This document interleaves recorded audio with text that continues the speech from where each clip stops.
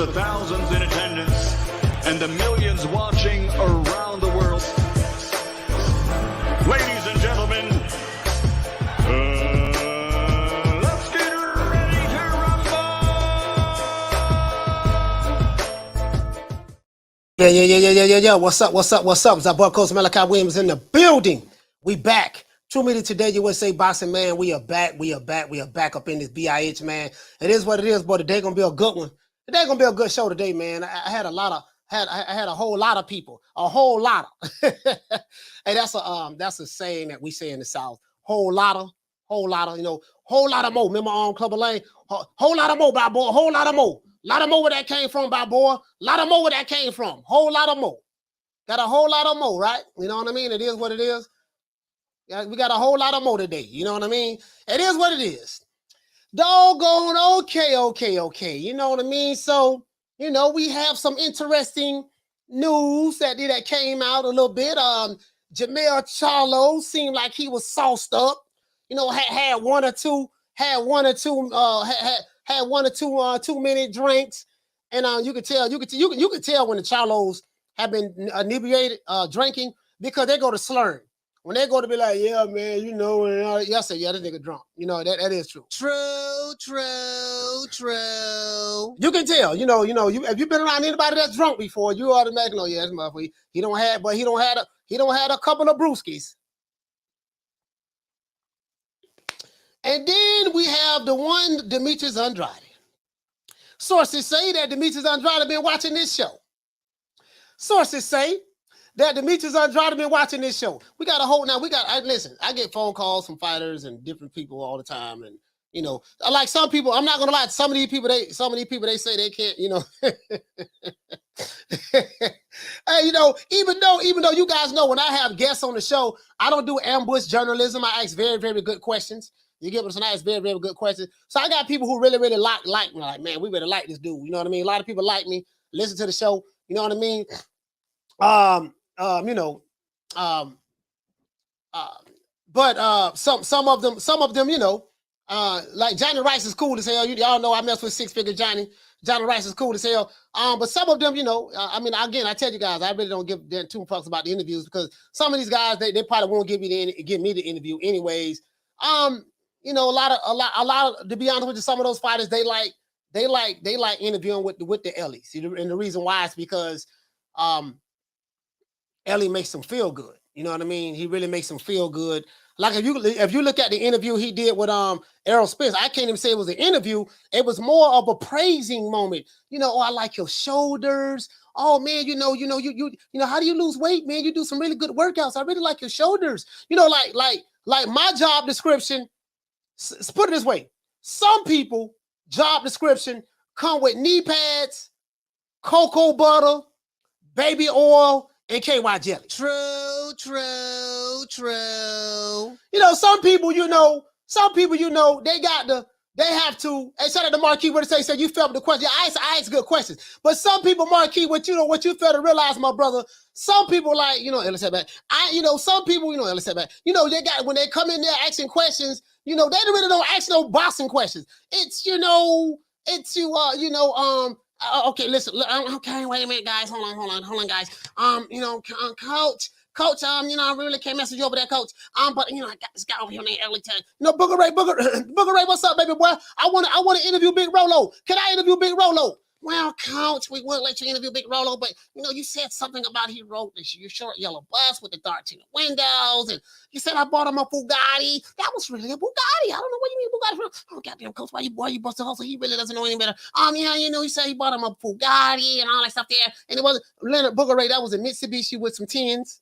And you had double R in there, as though that supposed to mean Rolls Royce or Rolando Romero. But that's neither here nor there. Yeah, but this guy over here, see, he gets the program. You got to know how to play the game, Coach. I don't know how to play the game. Coach, if you just give out some massages like I did, stroke some egos, you know, rub some lip balls and do the things that, you know, that this guy does, you can get those exclusive access. I'm good, baby boy. I'm good over here. True. You know, Coach, sign this contract. And I looked at the contract. You know, if you sign this contract, Coach, it comes with knee pads. It comes with cocoa butter. It comes with baby oil. You do know what baby oil is, right? And it comes with KY jelly. If you just sign this contract, you know, you would get all the access you need. But but in return, we have to get all of the access that we need. No, I'm good, baby boy. True. Yeah, I'm good. No. Get out while you can. Don't get a sucker no statue. Give them guts. No, I'm good, man. Ask some real questions. Shout out the LR9. Hey, okay. Dropping that quarter over. Bam, W boy. Hey, Leroy. Super chat received. Playtime's over, boy. He said Jermell should worry about Tim Tszyu first before he starts mentioning Canelo. Yeah. He got some Tim Tszyu issues. He got. You know, when you the dude ever champion. If you're gonna stay in the weight division and you have those belts, you gotta fight. You gotta fight those number one guys. You know, the same thing they saying for Canelo. Same thing they saying for any fighter. That's what you have to do. That's what you have to do. Period. Bottom line. Shout out to Shad. Hey, okay. Dropping that quarter over. Bam, W boy. Hey, Leroy. Super chat received. Playtime's over, boy. He said he said Enema 2. He said Enema 2, coach. He said Enema 2, coach. Can't forget that. Hey, you know what it is, man. You know what I mean? You know, like somebody like me, I might be a little bit too masculine. You know, I might be a little bit too masculine for some of these dudes, because you know in America, you know they want the men effeminized today. Down from the bar, there's a platform stage. People pimping, sharp as razor blades. Fuck that. If I'm going somewhere, I'm gonna ask some boxing questions. I'm not here to talk about how big your shoulders look, how strong your jawline is. You know, you got some really nice nipples on your chest. You know, I'm not here to do all of that. What type of ice cream do you eat and all that stuff there? Nigga, what the hell I got to do with? Hey man, look here, man. Hey, when you and Buddy supposed to be fighting, man? Because we've been here since 1972. That you was talking to him, he was talking to you, and then he said this, you said that, and you know, when is there anything official yet? No, ain't nothing official yet. Okay, nothing official. So I haven't even spoke about Crawford and Spence yet. I got an entire show I'm gonna do on Crawford and Spence's interview. I'm just letting everybody do theirs. After everybody do theirs, say what they need to say, then I'm gonna follow back up and clean it up and tie it with a nice little bow. But you know, it's just certain questions that look, dog, you gotta ask these questions. You know, I get it. The awesome Jawsome, I get it. The awesome Jawsome and slobbing on the knob and the cocoa butter, the baby oil. You know what I mean? The KY jelly, the knee pads, the awesome Jawsome slobbing on the knob. Like I can't do any of that. You get what I'm saying? So if you're going to do all of that, at least ask some boxing questions.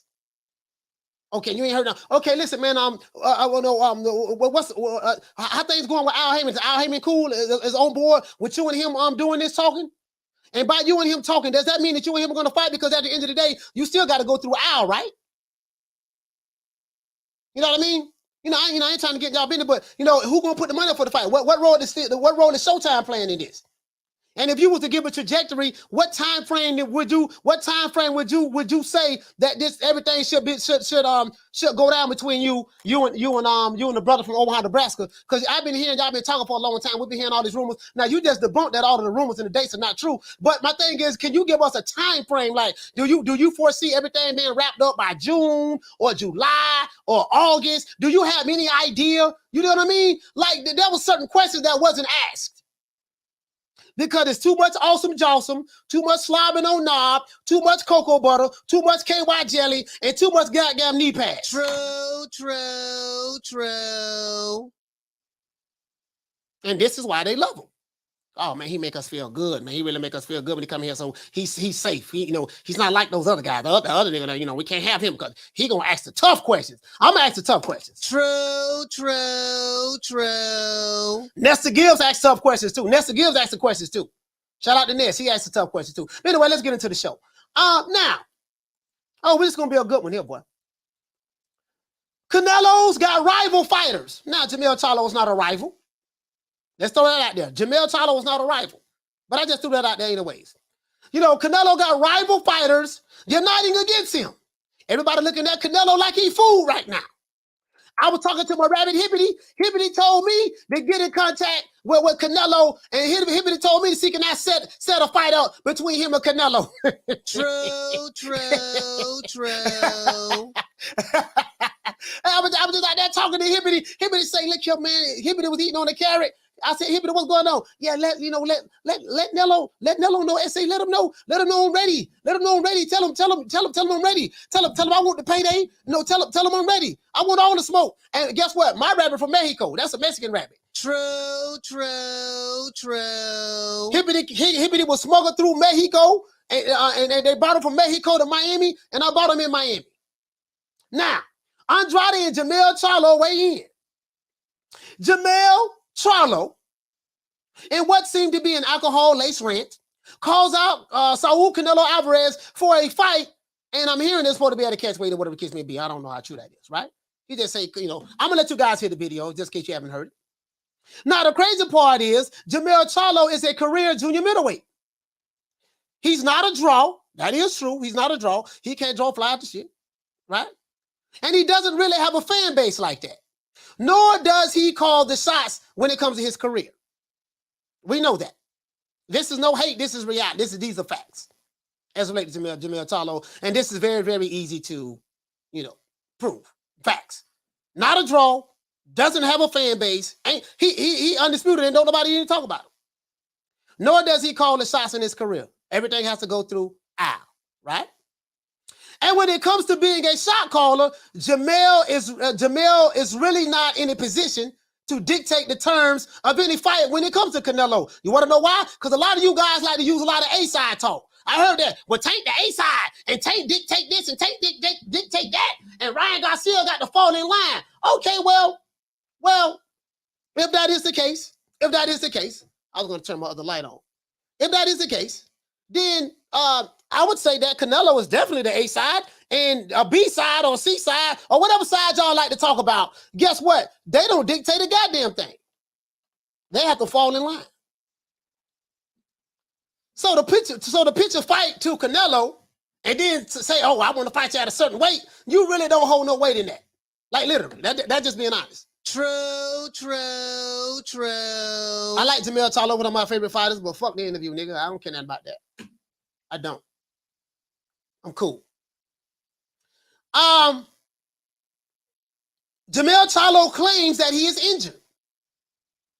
And he has a Tim Tszyu problem that he needs to solve, especially if he plan on staying in the super middleweight, in the junior middleweight division.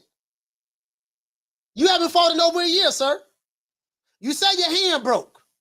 When you supposed to be coming back off of this broke hand? How long is this hand gonna be broke?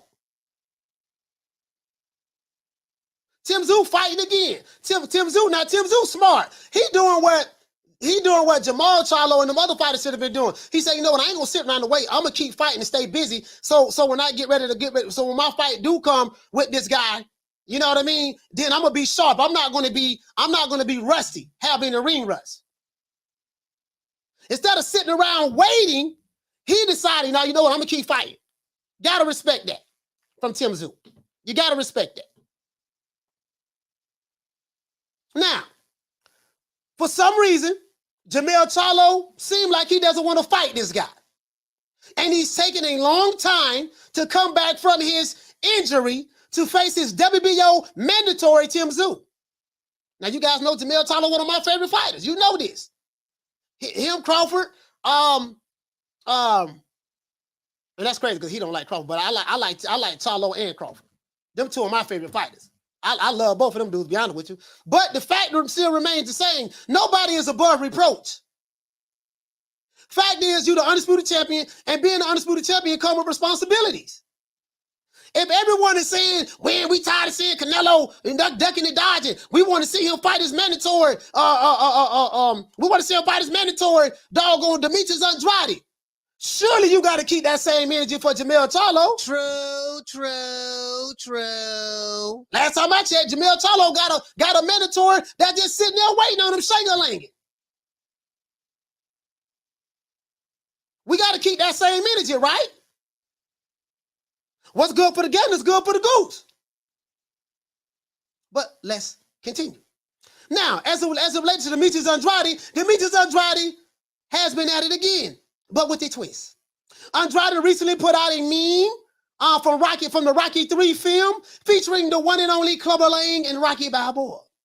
The funny part about it is this. Andrade got this idea in my opinion, from watching this show. You want to know how I know? Because a lot of people hit me up. Man, coach, look at this meme Andrade put out. He put out the Rocket 3 meme, the same scene that you be playing on your show all the time. He been watching your show. He been watching. Well, I had like 10 people hit me up, send me the same doggone meme, and I'm laughing, right? I said, look at Andrade. Andrade say he trying to pull up. He want to fight Nello. Andrade say he want to fight Nello. That's what Andrade say. Andrade say he want the smoke. He tired of Canelo ducking him. That's what Andrade say. Andrade say that Canelo been ducking and dodging. He been shucking and jiving. He want to fight Godzilla. He want to fight Mothra. He want to fight everybody but him. True. That's what Andrade say. What Andrade did was, what he did in the meme, I'm going to show it to you. He replaced Clubber Lane's head with his head, and he replaced Rocky's head with Canelo's head. And he replaced the old man head with Eddie Reynoso head. Now, several people, as I said before, guys, sent me this, right? So now, this show has been seen by a lot of fighters. A lot of fighters watch my show. I get phone calls all the time. You'll probably never see them on here. I mean, you'll see them on the Boxing Boys and maybe with Ellie Setback and stuff like that, because those are like safe zones for them. And again, I don't attack no anybody who ever seen me do an interview. You guys, I never attack Bill Haney, Timothy Bradley, nobody. I don't do that. I ask good questions. I don't do that, right? But I told you, a lot of this stuff is politics. The fact of the matter is, a lot of fighters, some fighters, they just rock with certain people. And they won't, they don't want to fuck with other people. And there's nothing wrong with that. I'm not one of those guys who going to get mad and start attacking the fighter because he won't give me an interview like the Alphabet Boys. I like any of these other content creators. These fighters don't owe us anything. But guess what? I don't owe these fighters nothing either. True. I'm not going to get an attitude because the fighter don't want to come on my show. I mean, he doesn't have to. But don't get no attitude with me when I talk about what I want to talk about on my show. You don't owe me nothing, I don't owe you nothing. I'm fine with that. No problem. You get what I'm saying? So you can't be a content creator mad. Oh man, I reached out to several fighters and they said they'll come on and then they changed their mind. Or I'm just being honest with you. But I didn't drop no videos dissing them. You don't owe me nothing. But I don't owe you a goddamn thing neither. Simple as that. My motto was this: you gonna come now or you gonna come later? Because we the hottest boxing daytime podcast on the YTBC. You gonna come now, you gonna come later. My stock gonna go up. I'm gonna get bigger. I got a lot of different things I'm doing as relate to other stuff outside of boxing that's gonna tie into building my profile. Guess what? I mean, you gonna come now, you gonna come later. It's gonna come a time they're gonna be blown. Hey man, I wanna come out, I wanna come on the side, I wanna come. It's gonna happen. You'll see. And I'm gonna do it my way. I'm gonna do it my way. No knee pads, no cocoa butter, no baby oil, no KY jelly, none of that. No awesome Jawsome, none of that. Let's go. Now, this show is seen by a lot of fighters, by boxing insiders in the sport of boxing. And as it relates to the YTBC, I would like to consider myself a wild card on the YTBC, right? A lot of these guys don't know how to approach me, so they watch me from afar off. I am consistent. I can't be bought. I don't deride for interviews. I have a boxing criteria, and I don't pander to any group, fighter, promotional company, or TV network. True. I am what you would call an influencer, and I'm making a lot of noise. But our community is what's making us grow. You guys. It's you guys, right? Because at the end of the day, the people decide who they want to watch. It's you, the people, that's making this show such a huge success. And this is just the tip of the iceberg. I got a lot of shit, boy, I'm doing, boy. Y'all have no idea. And I have a team. As it relates to Jermell Charlo, I think he needs to decide when he's going to fight again. He's been inactive for over a year since he beat Brian Castano, became undisputed. But now he's calling out Canelo Alvarez. Not Jermell Charlo, Jermell Charlo. And since he's been the undisputed champion at 154, he hasn't fought since then.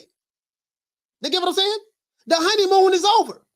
It's time for you, Jermell Charlo, to defend those titles against the top guys in your weight division, starting with Tim Tszyu. And as for Andrade, now that you're signed to the PBC, Let's see how your career will go from here. You have been a pro for 15 years, sir. I think you've been a pro for 15 years, somewhere around that time, right? And you have fought nobody. Literally, you have fought nobody.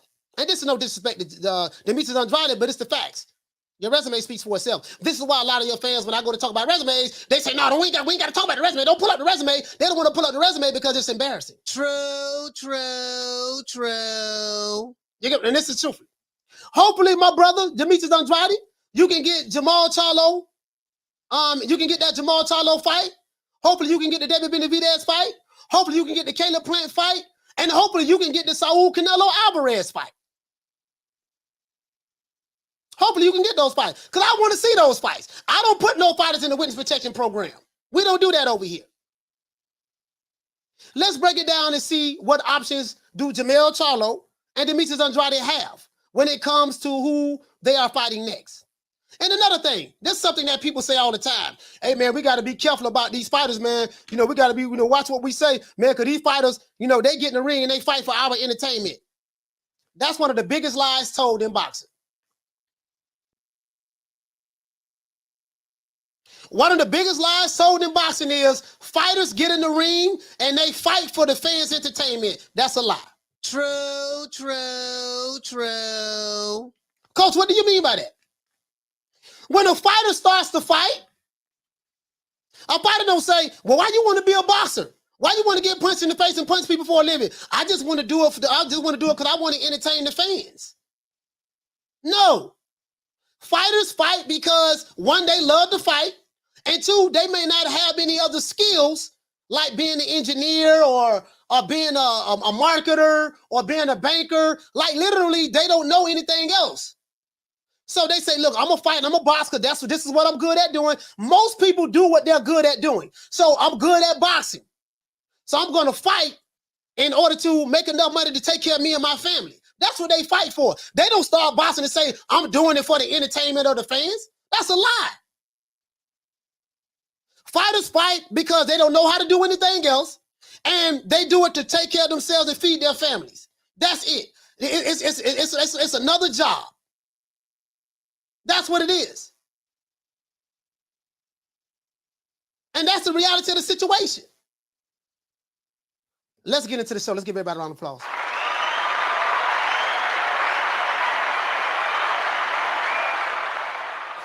Shout out to Drew. Hey, okay. For dropping that quarter over. Bam, dub on your boy. Hey, Leroy. Super chat received. Playtime's over, boy. He said Canelo has made 2 defenses of his undisputed crown, and Devin Haney is making his 2nd defense next week. Jermell Charlo has zero defenses since becoming undisputed. That's true. That is true. That is true. That is true. You know what I mean? That is true. Now, let's get into the show. I want to show you guys something. Let's get the likes up. But before we do, you know how we do it. I would be remiss if I did not give credit and all praises due to the most high, the most exalted, the most honorable. Alan.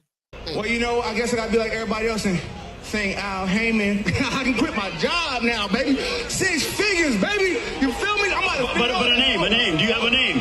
Oh, nah, I ain't got no name, Name them names, man. They know who they is. Name them names, please. The names need to be named. They know who they is. The Mexican monster. And it is what it is, man. I'm just being honest, fam. I'm just being honest. Talk to any fighter. Talk to Regis Prograde. Talk to any of these guys. They ain't gonna say, yeah, man, I started boxing, dog, because I want to entertain the fans. No, he started boxing because this is what he was good at. This is probably the only thing he know how to do. And he want to be able to fight to be able to take care of himself and his family, provide a living for his family. And this is what he's good at doing. This is why any fighter fights. They don't give a damn about entertaining no damn fans. True, true, true. I mean, that's just the reality. That's just the reality of the situation. You get what I'm saying? That's just the reality of the situation. You know what I mean? So that's the biggest lie ever told. Fighters fight. Fighters, don't be hard on the fighters. Don't be calling them this and that because they fight for our entertainment. No, they don't. Now, before we get into the show, we gotta let it be known. It might be some sensitive people that we may offend. because I am known for pissing people off. I do that. I piss off people from all many different walks of life. It is what it is. I really don't care. I never take anyone emotions or feelings. Your emotions or feelings are never a part of the equation when I go to talking this boxing stuff. It's never a part of the equation. Remember that. Okay? Look, fuck you. Fuck the plane you flew in on. Fuck them shoes. Fuck the socks with the bell on it. Fuck them cheap-ass cigars. Fuck your yuck mouth teeth. Fuck your hairpiece. Fuck your chocolate. Fuck Guy Ritchie. Fuck Prince William. Fuck the Queen. This is America. My president is black and my Lambo is blue, nigga. Now get the fuck out of my hotel room. And if I see you in the street, I'm slapping the shit out of you. Now, how long is it going to take for Jermell Charlo to come back and defend his titles? I have no idea. But we got to keep that same energy. If you're going to say, hey, man, look, man, Canelo need to stop ducking and fight his mandatory David Benavidez, then what the hell does Jermell Charlo need to do? Do we have a different standard for Jermell Charlo? Just asking a question. He became undisputed.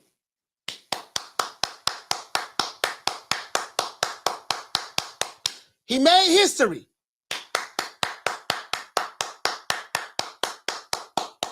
He won all the smoke. He's a bad boy. All right, man, it's been over a year. When you going to get in the ring and defend those titles? True, true, true. Just asking a question. Just asking a question. Shout out to Drew dropping the $2 super chat. He said, "Coach, the true Capricorn and will offend everyone." Yeah. Absolutely. Absolutely. I do not mince my words. And I don't give a damn about who I offend. I don't. One thing about me, I'm gonna be straight. I'm gonna be straight. It ain't gonna be no filter with me. You're gonna get it. You're gonna get it the way you're gonna get it the way you're supposed to get it. And I ain't saying pause on that neither. You get what I'm saying? Now, let me go ahead and show you this here. Show you what I'm talking about. I got the Hitman right here. Well, not the Hitman. I have Iron Man. Jermell, sorry about that. Jermell Iron Man Charlo. I have Jermell Iron Man Charlo right here. Let's see what the Iron Man talking about. I have him right here. Let's see what the Iron Man talking about. All I'm saying is, I believe in keeping the same energy with everybody. I told you guys, I have guys that's some of my favorite fighters. I'm fans of fighters, but at the end of the day, I don't allow my like of a fighter to get in the way of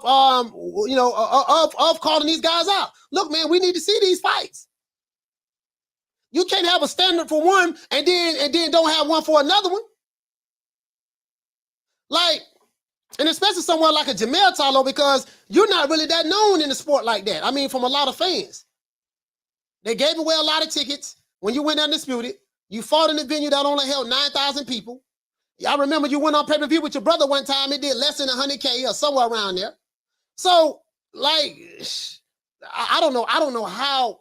I don't want to put this on Al Heyman, but I don't know how Al Heyman them dropped the ball on this. You have two twins that were simultaneously champions at the same time, and you couldn't market those guys. You couldn't market those guys. You couldn't market those guys. Like, come on, man. I don't get it. Shout out to Drew for dropping that $2 super chat. He said, hit the damn like button. No back end likes. Let's go though. Let's go. I want to show you this. This is Jermell Charlo. And this is him calling out Canelo Alvarez. As a matter of fact, we turn the volume down right here. Let's go. Canelo fight undisputed. Tag Eddie Hearn. Undisputed versus undisputed. Fuck it. I'm 150. I gained a little weight. Canelo. There's obviously he's drunk. Canelo. Like, nigga, don't fuck with me, nigga. Like, for real. Let me show y'all what it is. Why y'all don't make Canelo versus Charlo? Fuck y'all talking about, nigga. Somebody put that shit together. Little Charlo will fight anybody. Nigga, I ain't never done no smoke, nigga. Undisputed versus undisputed. That could be a big thing in boxing. Fuck it, nigga. That bitch can't beat me with that shit. His last performance, that bitch can't beat me. Motherfuckers, stop playing with me. Stop playing with me. Eddie Hearn, go put that Charlo shit together. Why they don't make Canelo One more game. undisputed? One more game. Thank Eddie Hearn. Undisputed versus undisputed. Fuck it. This nigga drunk. I'm 150. I gained a little weight. Canelo. Not Eli and Kobe. Canelo. Like, nigga, don't fuck with me, nigga. Like, for real. Let me show y'all what it is. Why y'all don't make Canelo versus Charlo? Fuck y'all talking about, nigga. Somebody put that shit together. Little Charlo will fight anybody. This little Charlo, Harleen. This ain't big Charlo. Undisputed versus undisputed. That could be a big thing in boxing. Fuck it, nigga. That bitch can't beat me with that shit. His last performance, that bitch can't beat me, motherfucker. They say Canelo fool right now. Stop playing with me, Ellie Hearn. Go put that Charlo shit together. What about Why Amy? they make Canelo? All right, so hey, they look at but they look at that, but they rubbing their hands like the Birdman right now. They look at that Canelo like food. True. They say, boy, this shit looks sweet right here, boy. Hey, Rick, boy, they look at that Canelo like food right now, boy. Everybody looking like it. Hey, you ever seen like the Animal Channel when you see the hyenas? When you see the hyenas on the prowl and they see they got a wounded prey. They got a wounded prey, and it's like 10 hyenas following them. He wounded. They sit there like, yeah, boy. Woo, boy, but you done. We finna eat you alive. Shout out to Drew, dropping that $2 super chat. He said that Edward Morris comment, coach. Okay. But you get what I'm saying, though? Hey, boy, like, they looking at Canelo like, yeah, boy, ooh, Lord have mercy, boy, he looking sweet over there in Mexico, boy. That Mexican looking sweet right there, boy. Boy, he ain't look that good his last performance. I mean, he won by 9-10 rounds. Yeah, but yeah, he ain't look the same. I'm trying to tell you, dog, we need to make that fight happen ASAP. The crazy part about it is, he said, Eddie Hearn, you need to make that fight happen. But what about Al Heyman? True. What about Al? You know, you gotta talk to Al. Jermell know he don't make his own fights. He said you don't duck no smoke. We know you don't duck no smoke. What we want you to do is fight Tim Tszyu. That's what we want you to do. Right now, you're a 154 pounder. Canelo is a 168 pounder. The chances of you fighting him is slim to none. Right now, you are undisputed. I want to know, when are you going to come back to boxing and defend your titles? That's all I want to know. The same requirement we have for Canelo. Canelo need to be fighting Benavidez in September. People want to see that fight. Guess what? Jermell Charlo need to be fighting Tim Tszyu. We're not coming with Wakanda logic today. Wakanda logic doesn't apply and to me. Right? Shout out to Ali Mados dropping that $2 super chat. He said a wounded Duck Yellow. Okay.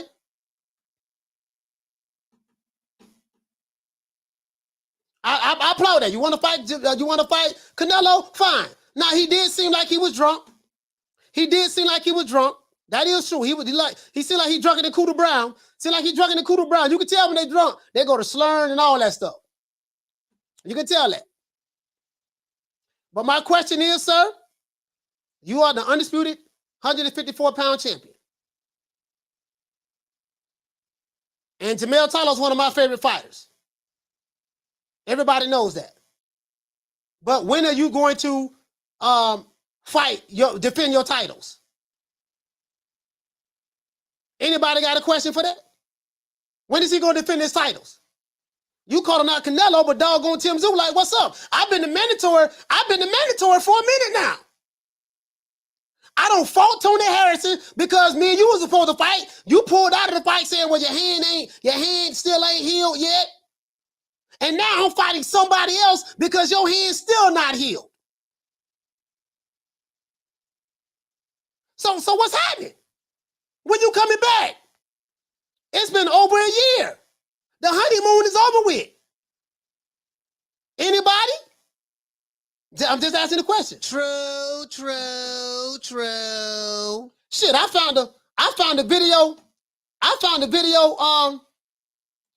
video from Tim Tszyu. Tim Tszyu say, look here, man. He said before the year end, I will be a champion. Now I don't know what Tim Tszyu mean by that, but he say He said before the year end, I will be a champion. That belt gonna be my belt. That's what he said. What did he say, Rick? He said Mel need to go on and beat Tim, then and see what's next. Canelo will not fight him though. Yeah, but the thing is, I don't even want to deflect and talk about Canelo fighting Jermell. Jermell is a 154-pounder, Rick. That's my whole point. He's a 154-pounder, and he's undisputed, and he has title defenses that he has to defend. Canelo, in my opinion, is a deflection tactic. How you gonna talk about Canelo when you got a dude been calling you out? Hey, look, I'm the mandatory. Listen, this Tim Tszyu right here. Hey, this is Tim Tszyu. This is Tim Tszyu right here. Now, I am the #1 contender. I'm tired of James the Poodle, Grim Reaper, whatever you want to call himself, ducking me. All right, I'm tired of man driving around town in 8 Rolls Royces. He ain't fought nobody. I'm still in a bro hand. That's Tim Tszyu right now. Just like David Benavidez calling out Canelo. Canelo, what's up? Well, what's happening? Don't go up to super light heavyweight to fight Bivol. No, what's happening? I'm right here. Why you looking somewhere else when you got to clean up your own backyard? That's the same argument y'all making for Canelo. Man, we don't want him going over there talking about fighting Bivol. He don't fought Bivol already. Bivol don't beat him. We don't want him hopping from different weight classes. We want him to stay there and defend. And Jermell Charlo has been a 154-pounder all of his career. So I commend him on that. True. Shout out to Jose y'all for dropping that $2 super chat. He said hand hurt a lie. He said Canelo had surgery and still fought. Canelo, yeah, you know, he hit the nail right on the head. I think Canelo had surgery on his wrist, and he came back and fought within 6 months. What type of hand injury is this? How can Canelo have a surgery on his hand and wrist? How can he have a fight in September or last year or somewhere up in there, have surgery on his hand, and then come back and have a fight with John Ryder in May? Jermell Charlo had surgery last year after he beat Tim Tszyu. And he still ain't came back yet. True. Like, make it make sense. And Jermell Charlo's my guy. But I can't cap for him. I can't cap for him. You know what I mean? Can't cap for him now. I can't do that. I can't do that. I have to call it. I have to call it the way I see it, fam. I got to call it the way I see it. And that's why I say I offend people because you know, I'm not gonna go along to get along. I offend all groups because I'm not gonna go along to get along. I'm gonna call it the way I see it. You know, we can't have these double standards. How long the nigga hand gonna stay broke? I don't want Canelo to go up to no other weight. I want him to stay in super middleweight division and defend his titles against his mandatories. I don't want Jermell Charlo talking about unless you're officially moving up to 160. Okay, that's fine. If you're going to officially move up, go ahead and do that. But if you're going to stay in 154, you got to do calling you out right now. Let's see what he got to say though. Let's see what Tim Tszyu got to say. Because here go Tim Tszyu right here. This Tim Tszyu right here. Let's go. As a matter of fact, let's go. Here go Tim Tszyu. The press conference that, you know, he's been out and about and it doesn't look like he's in hard training or taking the fight seriously. What do you read into that? The decline of the Charlo. Yeah. The fall and the rise of someone new. So that fight hopefully towards the back end of this year? I'll get him at the end of the year. I'll get him. There'll be a new king in the division. Set up at the press conference that, you know, he's been out and about. Listen to this. It doesn't look like he's in hard training or taking the fight seriously. What do you read into that? The decline of the Charlo. Yeah. The fall and the rise of someone new. So that fight hopefully towards the back end of this year? I'll get him at the end of the year. I'll get him. There'll be a new king in the division. Now you hear that? At the press conference. You hear that? No. Hold on now. No. All I'm saying is, okay, we got to keep that same energy. True. This man talking about I get him by the end of the year. The fall of the Charlo. You know, there will be a new king by the end of the year. Well, listen, so we got to take care of this dude. We got to take care of this boy from Australia, Tim Tszyu. We got to take care of that deal. I ain't worried about Canelo. He 2 weight divisions above me. Let David Benavidez and Demetrius Andrade and them deal with Canelo. Right now, we got a dude from Australia saying he want the smoke. And you say you don't duck no smoke from nobody. So we need to take care of that, man. True, true, true. We need to take care of that. We need to take care of that. We need to take care of that. We need to take care of Tim Tszyu right now. We need to take care of that. That's what we need to do. Because it looks suspect. It looked like you ducking this dude. And I like Jermell Charlo. But, bro, I'm starting to hear some rumblings. So the rumblings I'm hearing is you don't want to fight this guy. And I know you are a man of integrity and honor. We gotta take care of this guy. Because I'm Team Charlo. I'm Team Jermell Charlo over here. I'm Team Jermell Charlo. I'm being honest with you. But we gotta take care of this dude, partner. This dude giving interviews with Fight Hub, talking about he gonna be the new king by the end of the year. He your mandatory. This dude having his second fight because you won't fight him. You became undisputed. Hold on, when did Jermell Charlo become undisputed? Hold on, when did Jermell Charlo become undisputed? Let's go to when did Jermell Charlo become undisputed, guys? Hold on, I'm finna look him up right here. Shout out to Jose Hernandez. Hey, okay. For dropping that quarter over. Bam, dub on your boy. Hey, Leroy. Say last March. Super chat received. Playtime's over, boy. He said Charlo versus Tszyu was supposed to happen back in January, but got canceled due to an injury. Shout out to Drew. Hey, okay. For dropping that quarter over. Bam, dub on your boy. Hey, Leroy. Super chat received. Playtime's over, boy. He say if it was about money, he said Mel would go to Australia like Devin and go to Japan like Fulton. He said that fight gets him 8 figures in Australia. He said Tim is the pay-per-view star there. Yeah, now Tim is a star over there. Tim is a star over there. That is true. He is a star over there. And what it say, he fought May the 14th, 2021. All right, Daryl, good looking out. So it's a year. It's a year. He fought last May. He became undisputed. He fought last May. He became undisputed.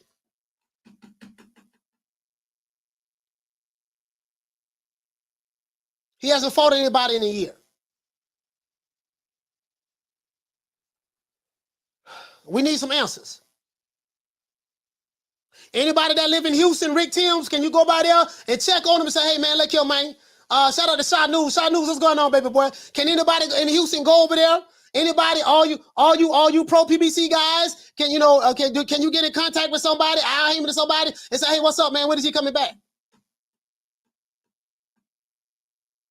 We got some Australian problems. We got some Australian problems that need to be taken care of.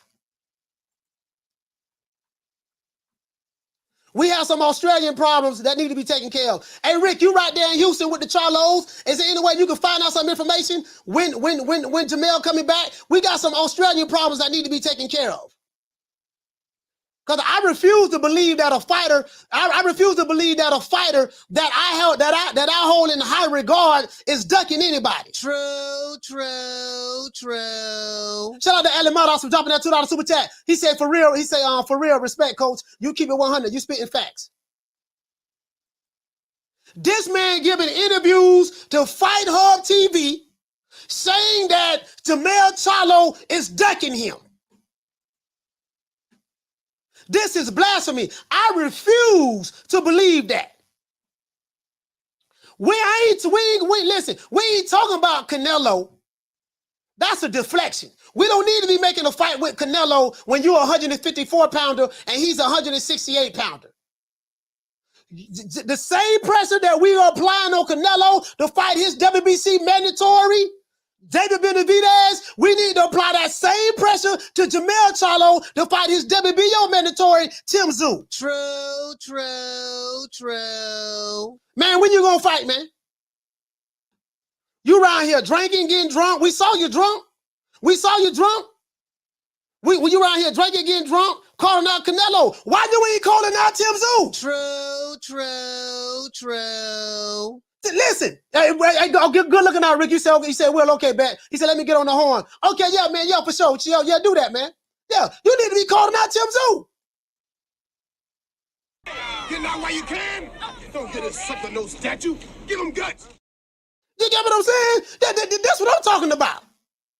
I am ranked number one. One. That means I'm the best. But this bum been taking the easy matches, fighting other bums. We gotta take care of that, man. We gotta take care of that. What they say in Australia, mate? We gotta take care of that, mate. Yeah. We gotta knock this boy off. Shout out to Jamie Rivera. We're finna open up the phone line. He said, what you say? He said, that's what makes me so mad, bro. He said, this ain't even your weight class, and you jumping ship begging for a fight. Hey,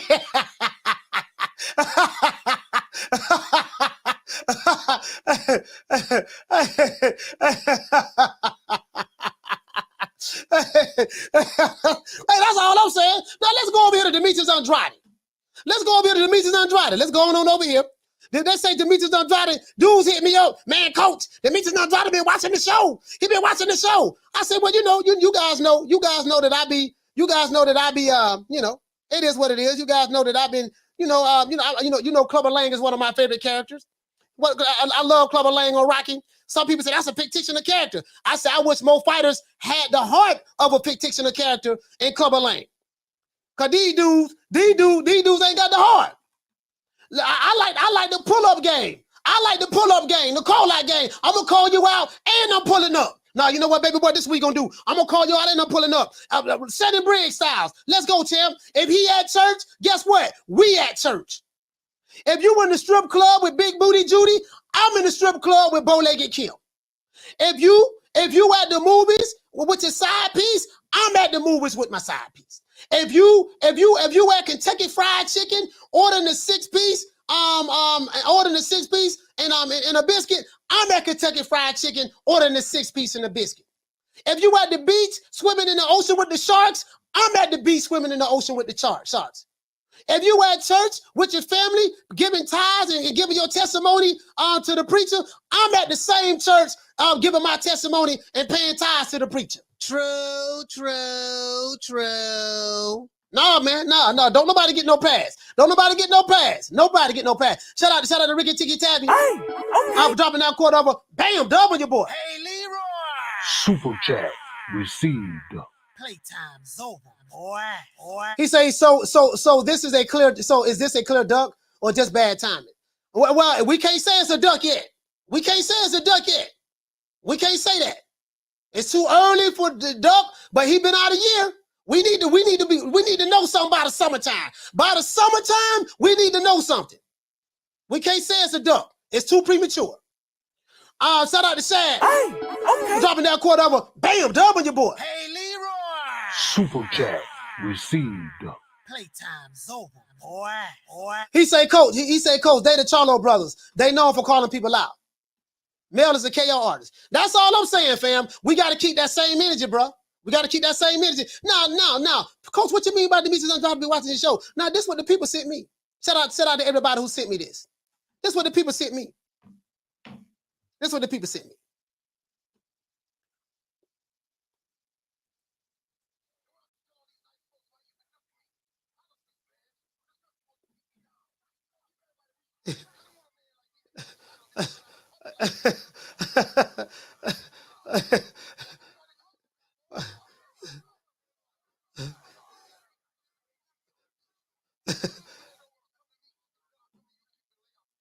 Hello.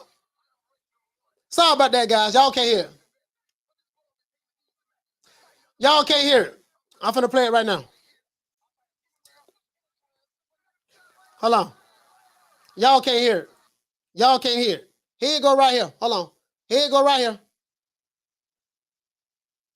Sucker no statue. Give him guts. I told you I wasn't going away. You got your shot. Now give me mine. Why don't you get the hell out of there? Shut up, old man. I ain't going nowhere. And why don't you tell all these nice folks why you've been ducking me? Politics, man. This country wants to keep me down. Give everybody reach. I don't want a man like me to have the title because I'm not a puppet like that fool up there. You know, you've got a big mouth, you know? Why don't you come out and close it, Balboa? Come on. This guy's crazy. Don't listen to him. The little man don't want to come to me. Then I'll come to you people and lay out the truth. I am ranked number one. that means I'm the best. But this bum been taking the easy matches, fighting other bums. I'm telling you and everybody here, I'll fight him anywhere, anytime, for nothing. Hey, But you people ain't never gonna see that hey, man. because he's gonna retire. You see, he don't fight no real man. Get a brother a shot. So he ain't go right here. So now let's see what Boo Boo Andrade said. You know, we did it first, and we motivate even the greats. We did it first, and we motivate even the greats. This is different. You understand? We have Jennifer Lopez, we have Maluma, we have J Balvin, we have. So when I called him up, I was like, "Yo, what do you think? What do you think, Eddie? If we bring the belts together?" And Eddie said, "That shit is a good idea." I think the only person that can beat Canelo right now is like maybe 4 years or 5 years from now, my son. You know, like Triple G and Canelo and all these guys, they're bums, bro. They're bums. But once your people became undisputed, look how many champions we got that's undisputed now.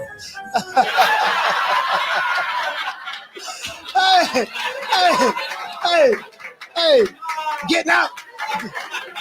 What is that? Getting out while you can. Don't get his sucker no statue. Give him guts. Now let's see what Demetrius Andrade say right here though. Because he calling Canelo out. He calling Canelo out. This is what Demetrius Andrade is saying about Big Nello. He say no more excuses. Fight Plant. Fight Charlo. Benavidez, etc. Fight who's nice. The best fighting the best. Stop running from real fighters. Demetrius Andrade say, i.e. this is where I got my thumbnail from. What y'all see what my thumbnail say on the show? Tell Canelo to stop decking me. This what Boo Boo Andrade say. So to all you Canelo Alvarez fans out there, Andrade has sent the Clubber Lane PSA message. This what he said. This what he said. But this bum is taking the easy matches, fighting other bums. He say, getting out while you can. Don't get his sucker no statue. Give him guts. I told you I wasn't going away. You know, you got your shot at the title. You know what I mean? Now give me mine. Give me my shot. Give me what's due. Isn't this what y'all been saying that y'all want? Y'all want Canelo to give the brothers a shot. Y'all want Canelo to get a brother the shot. That's what y'all say. Canelo got to get a brother the shot. Stop running from the slick black fighters. Give Andrade a shot. Give Jermell Charlo a shot.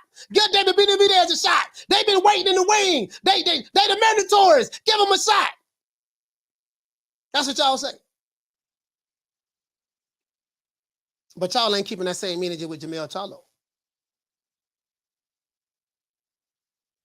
Like I'm trying to figure that out. Why y'all ain't keeping that same energy with Jermell Charlo? I don't want to hear nothing about, oh, he injured.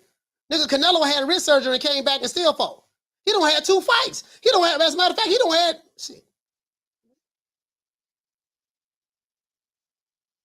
shit. I think he fought last May. Jermell Charlo fought last May. Jermell Charlo fought last May. This man don't have 2 fights and a surgery. I'm just asking a question. Asking for a friend. That's all. Asking for a friend. But let's see what Andrade got to say. Canelo fans, y'all got to send this message out. He say no more excuses. Fight Plant. Fight Charlo. Fight Benavidez, etc. He say fight who's nice. The best fighting the best. Stop running from the real fighters. It's me again. Hashtag it's me again. He say I ain't going nowhere. Why don't you get out of here? Shut up, old man. I ain't going nowhere. He said, unless you fight the real fighters, don't you ever think of retiring. Because you would never get the respect from us real fighters. Fight the fights. Boxing fans actually want to see you fight. Stop running. Hey, Rick, you see what Boo Boo Andrade said? They call him Boo Boo, right? I hate that name, Boo Boo. Oh, I hate that name, Boo Boo. Lord have mercy. But you can't come up with no other names than that. You know, you could have came up with, you know, the Demetrius, Killer Khan, Andrade. I mean, you got to come up with a gangster name. You know what I mean? Demetrius, knock him out the box. Andrade, you got to come up with something gangster. You get what I'm saying? True. Let's say this one more time for them Demetrius Andrade fans. No more excuses. Fight Plant, check. Fight Charlo. Fight Benavidez, etc. And you guys do know that Demetrius Andrade is a PBC fighter now. Fight who's nice. The best fighting the best. Stop running from real fighters. Hashtag it's me again. Unless you fight the real fighters, don't you ever think of retiring. Because you would never get the respect from us real boxing fans and real fighters. Fight the fights boxing fans actually want to see you fight. Stop running. That's what he said. True. That's what he said. True. That's what the man said. You get what I'm saying? Get out my face. Don't need nothing you got no more. Don't need no hair's been messing up my corner. And you better get that bad look off your face before I knock it off. Hey, 4 lines over, man.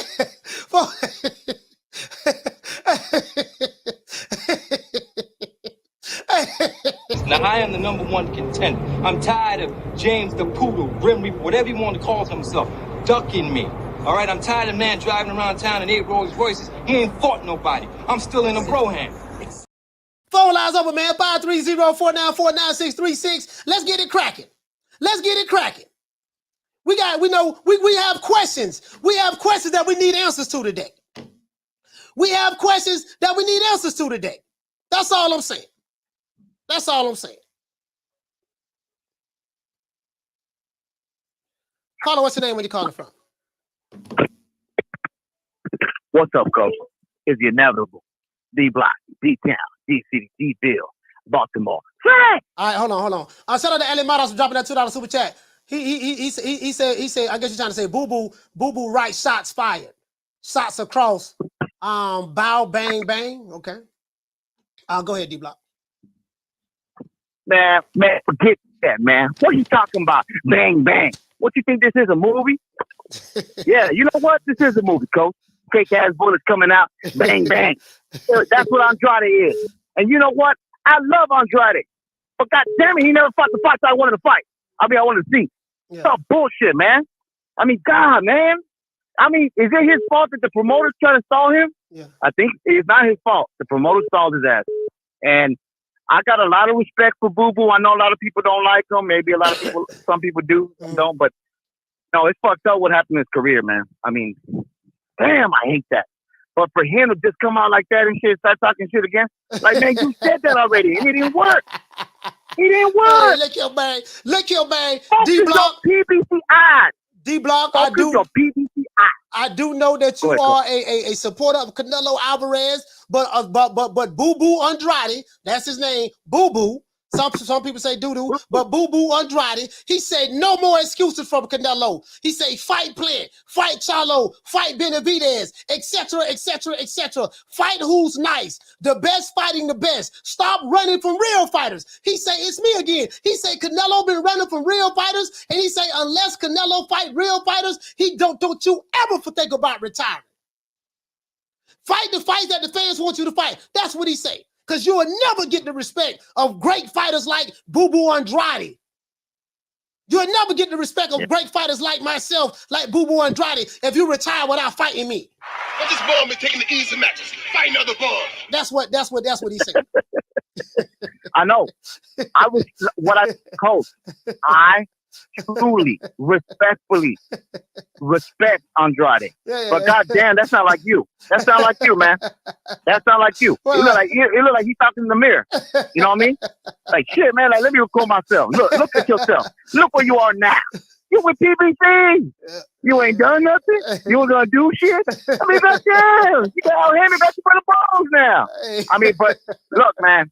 Al Heyman need to wake these motherfuckers up, bro. Charlo and Andrade is a fight to make. Am I right or am I wrong?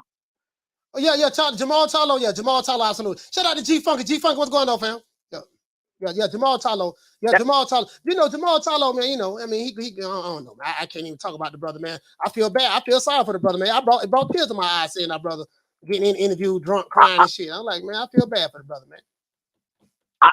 I'll leave you at this. I feel bad for Rick. Because Rick always stuck by him by his side. Like he stuck with him right there by kneecap to kneecap shit. Always there. loving Charlo, breathing Charlo, saying Charlo always deserves a fight. But man, your boy got it. I don't know what happened, man. That mentality broke down. That woman really laid him down, Coach. I feel bad for him. But boo, stop lying, man. You talking about yourself. D-Block, D-Town, D-City, D-Ville, Baltimore, stand up. And another thing. Hey, shout out to the Slip Pivot Boxing TV show. Let's give a round of applause. The Slip Pivot Boxing TV became a new member. Salute to you, fam, become a new member.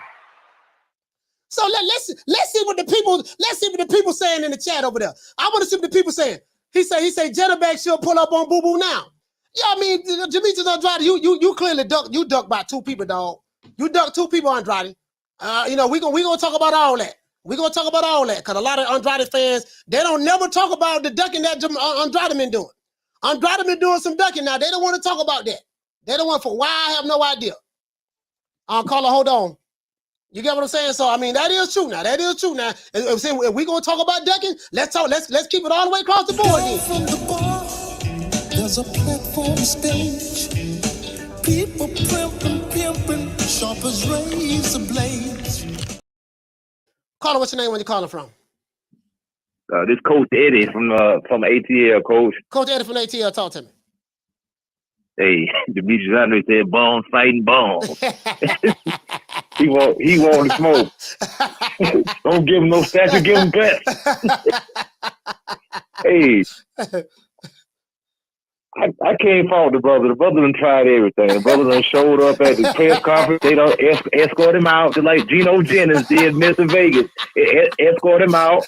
They don't escort the man out, drug him out. I mean, he tried everything, but these boys got to realize, man, Canelo is a superstar. Yeah. Canelo is in high demand. And when you in high demand, people don't care who you fight, man. They love you, brother. They love you, brother. You know, and like those other, yeah, that's what I'm saying. I mean, people love Canelo, man. You know, he earned that right. You know, he's following the Mayweather blueprint. Right now, Canelo is getting. He's on exhibition. All these fights tonight is equivalent of exhibition fight. The last time he been an underdog. The last time he been an underdog was Mayweather. That's the last time. He's never been an underdog beside Mayweather. But like I say, we love Canelo. We love Canelo. We like to see him fight. We know he's gonna win. But he got to fight the fight, Coach. He got to fight the fight. So let me ask you a question. I got you, Canelo. What about Jermell Charlo? Oh, the man told me to stop, man. Him and his brother, they at the liquor store. They beat the man to the liquor store. They waited on him to open it up. I'm like, where you been at? I mean, come on, them boys drinking too much, man. You see how doggone Tim Tszyu talking about calling them out, talking about he gonna be the king of the division by the end of the year, and he, he can run but he can't hide. We gonna see the slow fall of the Charlos. You know what I mean, like. Bro, like, you calling out, my thing is, you calling out a guy that's 2 weight divisions above you while ignoring the guy that's right in your backyard. And if you feel that, okay, Coach Eddie, all I'm saying is this, my brother. I want to see Canelo fight David Benavidez. That's going to be the WBC mandatory. He got to fight that guy. Ain't no way around that. And if he's going to stay in that weight division, the duty of a champion is to what? Defend your titles against all comers.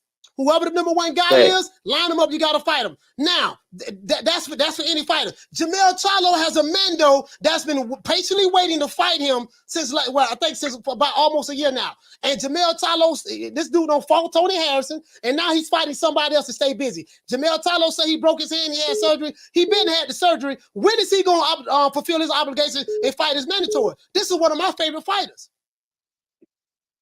He got to fight the man. I'm with you on that, Coach. He got to go in and X this man on out of there. Yeah. I love the Charlo, man, but now I'm starting to not like the guys. All they do is get on there, they running their mouth, making excuses. Get in there and fight, man. Canelo can't fight everybody. Yeah.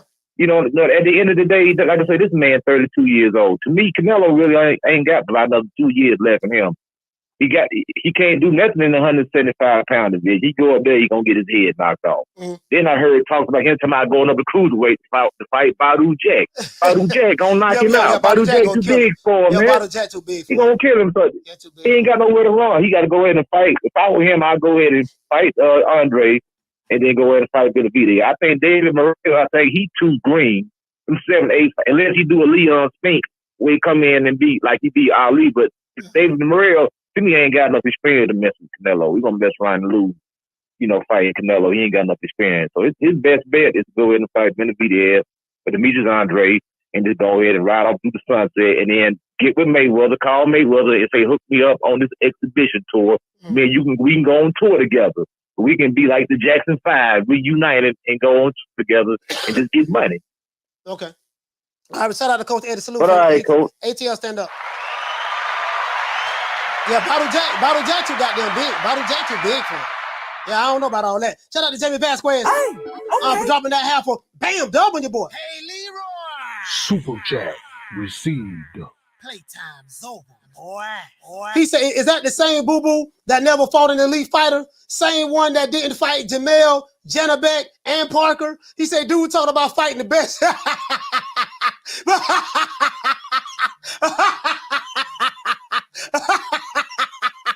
He said, but he never fought a top 20 fighter.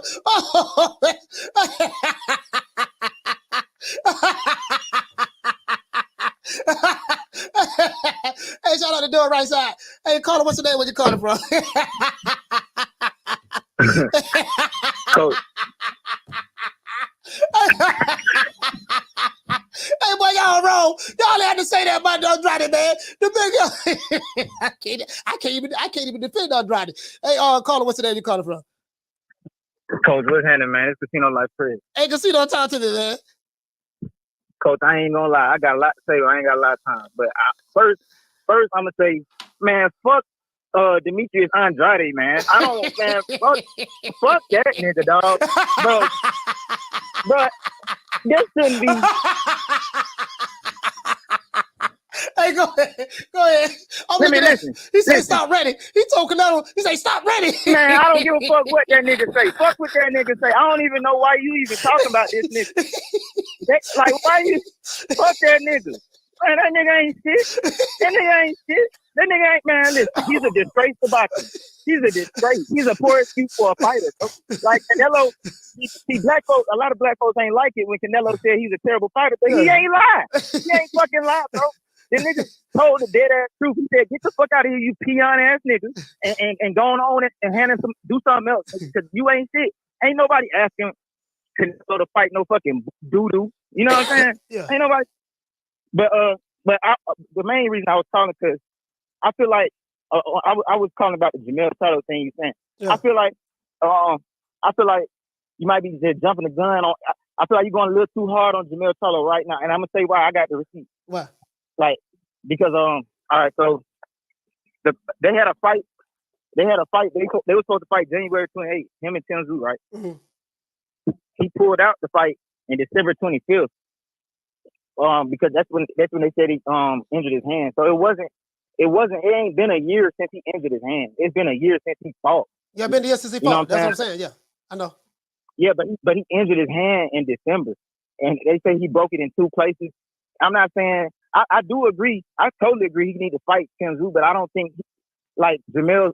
He hasn't done anything flawed up until this point for me to like. Yeah, no, I agree. Get on his ass that fast. I agree. I can't get on. My question is, when is he gonna fight? We haven't heard an update about the hand. I saw an interview. When is he gonna fight? When is he gonna fight this guy? I'm pretty sure he gonna fight after the Tim Tszyu fight. Like after Tim Tszyu fight, I feel like he gonna fight. And the reason I feel like that is because I mean, shit, bro, he ain't never did nothing different. Yeah. He took the hardest route to get undisputed. And then if you're being honest, I don't really have a problem. Not really. But I'm talking about out of the ones. I'm talking about. I'm not saying the hardest fight. So I'm talking about he literally went one by one and got them belts. You see what I'm saying? Like he didn't just fight one person, get all the damn belts. You know what I'm saying? Like he really worked hard for that shit. You know what I'm saying? Like he took a loss, came back, knocked them out. Yeah. He didn't do the Tiafimo. He didn't do the Tiafimo. You know, the Tiafimo loss. He didn't want the rematch. Like Jermell is Mr. Run It Back. You know what I'm saying? I can't go off and say that he's not gonna fight him. Yeah. But the reason I feel what you're saying. I feel what you're saying about him speaking on Canelo, but I feel like there's a reason he did that. I feel like he did that because he know his big brother can't do the shit. So I feel like he was just talking shit a little bit, but at the same time, this goes to what everything I just said about Jermell Charlo. Jermell Charlo, and what you said they had a double header. It was both twins, and them niggas ain't sell shit. Yeah. His last fight was at a 9,000 seat arena. Yeah. I feel like he's never on the pound for pound list. I feel like Jermell Charlo deserves his respect. So I feel that's true. And he deserves a check. He deserves a check. And Al Heyman, they dropped the ball on them boys. But Jermell Charlo, he's one of the few boxers who I feel like has been holding up boxing with integrity. You know what I'm saying? So I can't jump off his shit that quick. But I will say he do got to fight Tim Tszyu. Yeah. And, that's all I'm saying. I feel like that's all I'm saying. He got to fight that dude. He got to fight that dude, man. Got to fight that dude. But you know how they say some people want paydays and shit, and it's a joke because the people who be wanting the payday, like that phrase came because of Boo Boo. But it's some people who deserve the payday. I'm not saying he gonna fight Charlo, but if you look at Charlo's career, he done did all this shit. He undisputed. He's always disrespected. He's never on the pound for pound list. And really, in and around his weight class, it ain't no super fights in his weight class. It ain't no super fight really in the weight class above it. And then the only super fight he really got for real is Errol Spence. And he probably really don't want to fight him. So he like, shit, bro, my brother not gonna fight Canelo. Let me fight Canelo so he can get a payday because he did all this fighting and shit and don't nobody even know this nigga. They disrespect him all the time. So I feel like he's just trying to get some respect. He's trying to get his name out there because Al Heyman ain't promote the niggas. So he like, shit, bro, let me goddamn fight Canelo then, shit. Cause bro, he didn't did what he got to do. I'm not saying he still got to fight Tim Tszyu, but I feel him, bro. He need a super fight, bro. He need a super fight. All right. Because if he don't get a super fight, niggas not gonna remember him and shit. You know what I mean? All right, shout out to Sino Life Prayer. Salute ATL, stand up.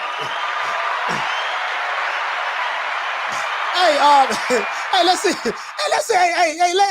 see what the people talking about. Let's see what the people talk about in the chat, because we do this for the people. So this brother right here said, let's see what the dude right here say. Demetrius Andrade say, fight the fights boxing fans actually want to see. He say, stop running. So I think this Drew right here, he say, but ball is nicer than all you bombs. He say, keep enjoying fighting on Tank's undercards. Okay. Let's see what the people are talking about. Carla, hold on. Let's see what the people are talking about. Matter of fact, let me go ahead and over here get this shit keep clear. He said if you fought Zach Parker when given the chance, you would have been the one that fought Canelo last Saturday. Did you see this here? If you would have fought Jack Parker when given the chance, you would have been the one that fought Canelo last Saturday. I spoke about this. Let's see what the people are talking about, though. I'll call it. What's your name? Where you calling from? Hi, Coach. This is Adolfo from California. Adolfo from Cali. Talk to me. Oh, man. I mean, when I saw Demetrius Andrade put that video up, yeah. You know, with, oh, if you don't have the statue, like you don't give him a statue, give him guts. What he forgot is that Canelo already has a statue put up not too long ago in his hometown. Oh, man. But yeah, man, I don't know why he continues to call out Canelo for many years. Canelo's not paying attention to him, so I don't know why he keeps trying. What he should worry about is whatever career he's got left. Yeah, I mean, you know, he wants to fight Canelo, and a lot of people feel like he deserved that shot. And it is what it is. My only issue with this time, because I know people talking about 154, they talk about 160 and all that stuff there. And I debunked the thing. I still had an article right here when Canelo reached out to them and they tried to make a deal in 2019 to fight Demetrius Andrade. I still had an article right here. Actually, I have it. I have it right here. I still have that article. But my thing is, you moved up from 160 pounds to 168. But you never officially vacated the belt. You know, exactly. And so you was ordered to fight you was ordered to fight Janabek, you was at 160, but you left and went to 168. And then the WBO said, okay, look, we're gonna put you in a title eliminator with Zach Parker. Right. No, with John Ryder. No, it was Zach Parker. Right. I think Old Fish Eyes, Frank Warren won that purse bid for like $1.4 million or something of that sort. Right. And he pulled out of it. Mm-hmm. First from injury. Went back down. Yeah, first on the injury. Say it was injured. Then he went back down to 160, said he gonna stay at 160. And then the WBO mandated him to fight Janibek for the second time. Right. And he had 30 days to make a deal with Janibek. And then I think like towards the end of the 30 days or whatever, from what I heard, he made a business decision. Financially, it wasn't lucrative. So he left, dropped the belt, and moved back up to 168. And then I think Frank Warren won a second purse bid with him and Zach Parker. And it was like for like $300,000 or something. Yeah, I think I heard around 200,000. Yeah, pretty close. Something of that sort. And he was like, hell no, forget that. And then they say, he pulled out of that. And then Zach Parker ended up, fighting John Ryder. John Ryder beat him. And then he became the mandatory to fight Canelo. And that's why we got that fight last week. And then Andrade ended up signing with the PBC. And he fought a dude named Desmond Nicholson or something like that. And Demond Nicholson. Demond Nicholson. And that's where he's at. You know what I mean? So I don't know. But go ahead, Adolfo. Sorry about that, Adolfo. No, it's all good, man. No, I mean, I get it. It wasn't lucrative to fight Zach Parker, but just imagine, like, if he actually took that fight. I mean, you never know. I mean, Canelo, he would probably be back into a corner, or maybe he would have just said, nah, maybe Andrade wasn't worth my time. But we'll never know because, Andrade pulled out. Yeah. Yeah, it is what it is. Yeah, so it's crazy. Right, shout out to Adolfo from Canada, man. Salute, fam. All right, man. I'll let you go, man. Thank you. Yes, sir. You know what I mean? So, September. I want to see Canelo and Benavidez. I do want to see that fight, Benavidez. And we gotta get the likes up, man. Anybody that don't hit the like button, we got 500 people in here and less than 300 likes. Anybody that don't hit the like button, Riley, talk to him. Fuck you. Fuck the plane you flew in on. Fuck them shoes. Fuck the socks with the bell on it. Fuck them cheap-ass cigars. Fuck your yuck mouth teeth. Fuck your hairpiece. Fuck your chocolate. Fuck Guy Ritchie. Fuck Prince William. Fuck the Queen. This is America. My president is black and my Lambo is blue, nigga. Now get the fuck out of my hotel room. And if I see you in the street, I'm slapping the shit out of you. Yeah, man, it is what it is, man. It is what it is. Y'all get them likes up, man. Hold on. Caller, what's your name? Where you calling from?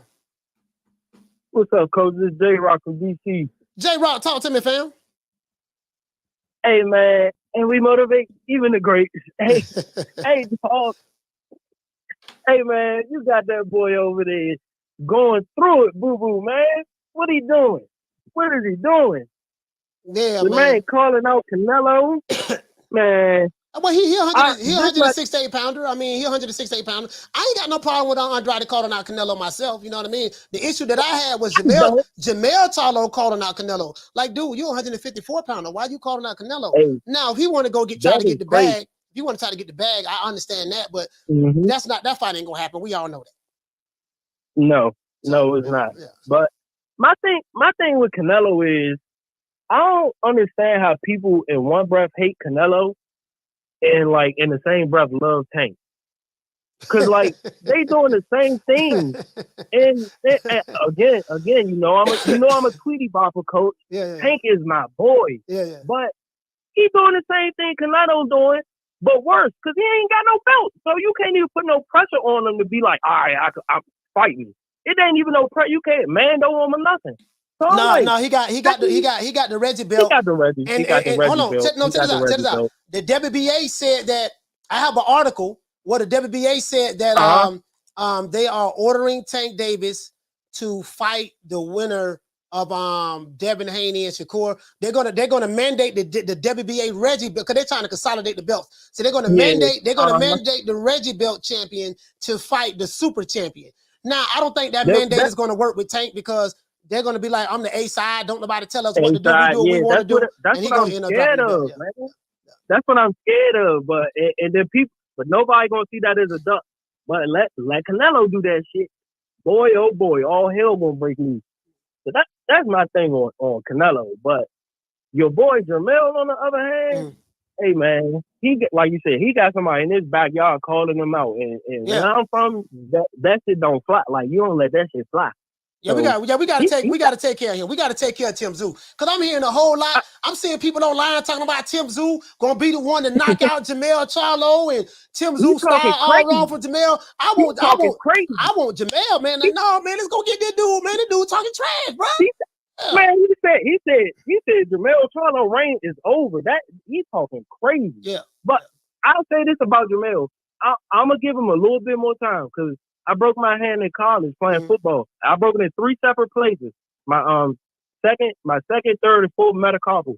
So you know I ain't lying. And I got plates and screws in that zone. I missed one game after I broke my hand. I broke my hand 1 week. We had a bye week the next week, and then I played in the game after the bye week. So I'm a look when it comes to that injury shit. I'm a little different. So Jermell gonna have to do something. We gonna have to get an update or something from him because it don't take that long to come back from a broken hand. Yeah, I just want to update. I want to hear. Oh, look, man, look here. I'm a fan of Jermell Charlo. Hey, coach, look here, baby boy. Check this out. Like him too. Check this out, dog. I'm gonna be back later on this year by August, September. I'm gonna be back by August, September. We gonna be ready. I'm gonna take care of that boy from Australia. Let him know there's levels to this. I need to hear an update. I need to hear some kind of update. That's all I'm saying. Hey, shout out to J-Rob from DC. Salute, fam. All right, so that's all I'm saying. So I'm just, I got heated. I'm a huge fan of Jermell Charlo. I got heated. I'm like, this motherfucker over here talking trash. How about the demise of Jermell Charlo? And he gonna be the champ by the end of the year. Got a smirk on. I don't know. Hey, shout out to Tip Bayless. Hey, okay. Dropping that half for bam dub on your boy. Hey, Leroy. Super chat received. Playtime's over, boy. He said Andrade would never win in this situation. You say even if he fought Janabek, Parker, or Ryder, boxing fans would say he still hasn't fought anyone. I mean, so but guess what? Tip Bayless, that hasn't stopped him from not fighting anyone before. True. That hasn't stopped him before. He has a resume full of not fighting nobody. So I mean, I don't think Demetrius Andrade, care about winning in a situation as it relates to the fans. I think he's been boxing for like 14, 15 years, and he has a resume of not fighting anybody. And I think it would have been understandable if he fought Zach Parker, especially when the WBO said that that's going to be a title eliminator. So whoever wins that fight will be the one that's mandated to fight Canelo. Now it forces Canelo to say, hey, look, you're going to fight me or you're going to drop the belt. And now we'll never know what happened as it relates to that situation. You get what I'm saying, my brother? So that's all I'm saying. That's all I'm saying. You know what I mean? Shout out to Tracy Carter. Hey, okay. For dropping that quarter over. Bam, dub on your boy. Hey, Leroy. Super chat received. Playtime's over, boy. He said, how you got John Ryder having a better resume than Charlo, Andrade, Benavidez? He said, why do you keep nitpicking PBC fighters? He said, why? He said, they're multi-division champs. Come on. No, I'm not nitpicking. I'm saying John Ryder at the super middleweight division. If you look at the names on his resume, he's fought better fighters than Andrade. And he's fought better fighters than Benavidez. That ain't nitpicking. That's just my opinion based on my observation. I think, Tracy, that you're taking it too personal. Myself, I mean, if you look at who John Ryder has fought in the super middleweight division, the names that he's fought, and you look at the names that Benavidez has fought outside of Caleb Plant and Andrade, we don't even want to talk about Andrade. I mean, there's nothing. And then Jermell Charlo, his biggest name is he fought J-Rock. And in the middleweight division, he ain't fought nobody. So, I mean, it is what it is. I mean, you don't have to agree. We just agree to disagree. If you're taking it personal, man, I mean, that's on you, fam. I really don't care about your feelings, to be honest with you, but I appreciate the support. Shout out to Evan Castillo. Hey, okay. Dropping that quarter over. Bam, dub on your boy. Hey, Leroy. Super chat received. Playtime's over, boy. What you say? You say Canelo? He said Canelo talks the talk and walks the walk. He shows us how he keeps it real. He said Benavidez, the Charlos, and Doodle are only talk. He said they never show that they're 100. Now, okay, I tell you what though. But now that Benavidez is going to be, I don't know if he's officially the WBC mandatory yet. Guess what? Benavidez deserves a shot at Canelo, because especially if he's the WBC mandatory. So now I see you saying all they do is talk the talk. Okay, now Benavidez beat Caleb Plant, and now he's trying to walk the walk by fighting Canelo. We got to see that, fam. We got to see that. Shout out to Savage Surge. Hey, okay. Dropping that quarter over. Bam, double your boy. Hey, Leroy. Super chat received. Playtime's over, boy. He said if I was Andrade, I'd be trying to get to the Benavidez fight next. That'll probably be the quickest way to Canelo. I think that's why. What'd you say? He said I think that's why that's the only way he'll get the fight. Yeah, because I think what's my main man name? Carla, hold on. I think Benavidez is the man, and I think he's the Mando. I think he's the one that's in line to be the Mando. Down from the bar, there's a platform stage. People pimping, sharp as razor blades. Carla, what's your name? Where you calling from? Sheila from Sacramento. Sheila from Sacramento. Talk to me, sis. Hi. I just want to say your laugh is infectious, number one. And number two, did not Canelo say that he didn't want to fight Mexican fighters anymore for some reason or other? I thought I caught that one time. And David Benavidez is Mexican, partial Mexican to my knowledge. So am I wrong? Did he say something like that? I mean, Canelo said something of that sort, then he came back and cleaned it up. The fact of the matter is, it doesn't matter, whoever's that mandatory Sheila in that WBC spot, he's going to have to fight that person. Mm-hmm. Period. And that's what I'm saying. That's my whole point. That's my point. I mean, he may not want to fight the slick black fighters that they say he's avoiding, but I mean, it's just I always thought that was a little strange because he's not really fighting the black fighters. A lot of Europeans and of that nature, but I don't see him fighting a lot of the black fighters. Okay. So I was just wondering, how that went. we're going to see. You know what I mean? Like, I remember on this show we was talking about the guy was telling about Canelo ain't fighting the slick black fighters and all that stuff there. And so I looked at his resume. And I'm like, well, he's fought more black fighters than Demetrius Andrade. Believe it or not. Did he? Yeah, yes. Okay. He's fought more black fighters than Demetrius Andrade. And then the complaint against Canelo is he fight a bunch of Euro bombs. I'm not saying that this is what a lot of people say, and I get that. So they saying he ain't fighting nobody and he doesn't fight the black fighters. So I say what I like to do is I don't like to use a certain criteria for one fighter. Whatever criteria that we agree upon, I like to use that criteria for all of the fighters. So when I look at the other fighters who are calling Canelo out, I say, okay, I agree with you on that. But I'm saying, okay, but this guy's doing the same thing. Why you not saying nothing about him? And this guy is doing the same thing. You're not saying nothing about him. But this guy is multi-division world champions, undisputed and such and such, yada, yada, yada, yada. But this guy has fought more. This guy has a 15-year resume of fighting Euro bombs. No one says anything. So it seems like there's a double. It seems like there's a double standard, Sheeta. That's all I'm saying. I'm not disagreeing with no one is saying, but it seems like it's a double standard. Yeah. Real quickly on the Charlo brothers, I do agree that they were not promoted like they should have been. Because when I first saw them, I'm a casual, I'm learning a higher tier casual. I call myself.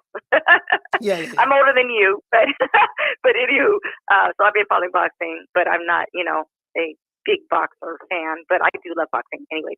But I think they could have promoted the Charlos a lot better. Yeah, they could have. 2 champion sons, and they twins. And they twins. Twins. That's what got me looking at him like, wow. And somebody should have jumped on that. Yeah. They really should have. All right, well, Sheila, thank you so much for calling on. Sacktown in the building. Thank you. Have a good day, babe. Okay, thank you so much. Shout out to Sheila from Sacktown. You get what I'm saying? Hey, shout out to Evan for dropping that $2 super chat. He said, if they don't accept fighting on the zone, is it a duck? I mean, yeah. Because the thing is, the opportunity, you got to take advantage of the opportunity to fight. It's the exact same thing. It's the exact same thing, Edwin, where fighters say, hey, man, listen, they need to come over here, come to the PBC if they want to make that fight. And if you didn't come to it's the same thing they said with Crawford, but he didn't sign with the PBC, so that means he was ducking the PBC fighters. He didn't want to fight the fighters. Well, okay, what's good for the gun is good for the goose. If Jermell Charlo or if any of those guys Benavidez have an opportunity, let's say the opportunity was to present itself to fight Canelo, and you saying that, well, we ain't finna go to the zone. Okay, well, you can't say that if a fighter don't come to PBC to make a fight and one breath is ducking, but then when the roles are switched, you won't go to another platform to fight another fighter who you say you want to fight. So how was it ducking one way, but it ain't ducking the other way? You get what I'm saying? See, it's the double standards and the hypocrisies is what I point out. That's all I do. I point out the double standards and the hypocrisy. What I see in boxing today is you have fans, they have rules for some fighters that they don't apply to other fighters. And that's all I point out. I just pull up the mirror. Dude, you do see yourself, right? You do see yourself. That's all I do. I just pull up the mirror. I pull the mirror up. And then they run from the mirror. We must internalize the flatulation of the matter by transmitting the effervescence of the Indonesian proximity in order to further segregate, to preclude on the issue of world domination would only circumvent, circumcise the revelation that reflects the aphrodisiac symptoms which now perpetrates the Jericho's activation. You get what I'm saying? So it's like, dude, like, depending on who the fan base is, they have rules for one, but not rules for another. You get what I'm saying? I get it. It's a classic case of confirmation bias. I do get it. You know what I mean? But September, again, like me, this what I want to see this year. I want to see my dog, Jermell Charlo, come back. And I want him to take care of that Aussie from Australia, Tim Tszyu. I want to see Canelo fight Demetrius, not Demetrius Andrade. David Benavidez, I think he's the WBC Mando. Shout out to John B. Poetic. Shout out to John Riders. I want to see him fight that guy. And I say this again. The duty of a champion, because a lot of these guys don't get it. We have a lot of social media boxing fans, right? The duty of a champion is to defend your title against all comers. If you are undisputed champion, you got to fight all your mandatories. Because whoever the mando is the top guy, is the guy that's next in line. I don't care who it is. I don't care whether it's a Mexican fighter, a black fighter, a white fighter, an Asian fighter. Doesn't matter what race, religion, color, or creed he is. If you are a champion, your duty, and especially if you are a unified champion, an undisputed champion, if you're going to stay in that weight division, because the thing is, a perfect example, Joe Calzaghe. Joe Calzaghe, the reason why he was the greatest super middleweight, some people would say the greatest super middleweight in boxing history. Now, I'm not saying I totally agree with this, but some people have that argument. Do you want to know why? Because he established his dominance in that weight division. I think he defended his titles 21 times in the same weight division, something of that sort. So when you establish your dominance in a weight division, that is a boxing criteria. Marvin Hagler did the same thing.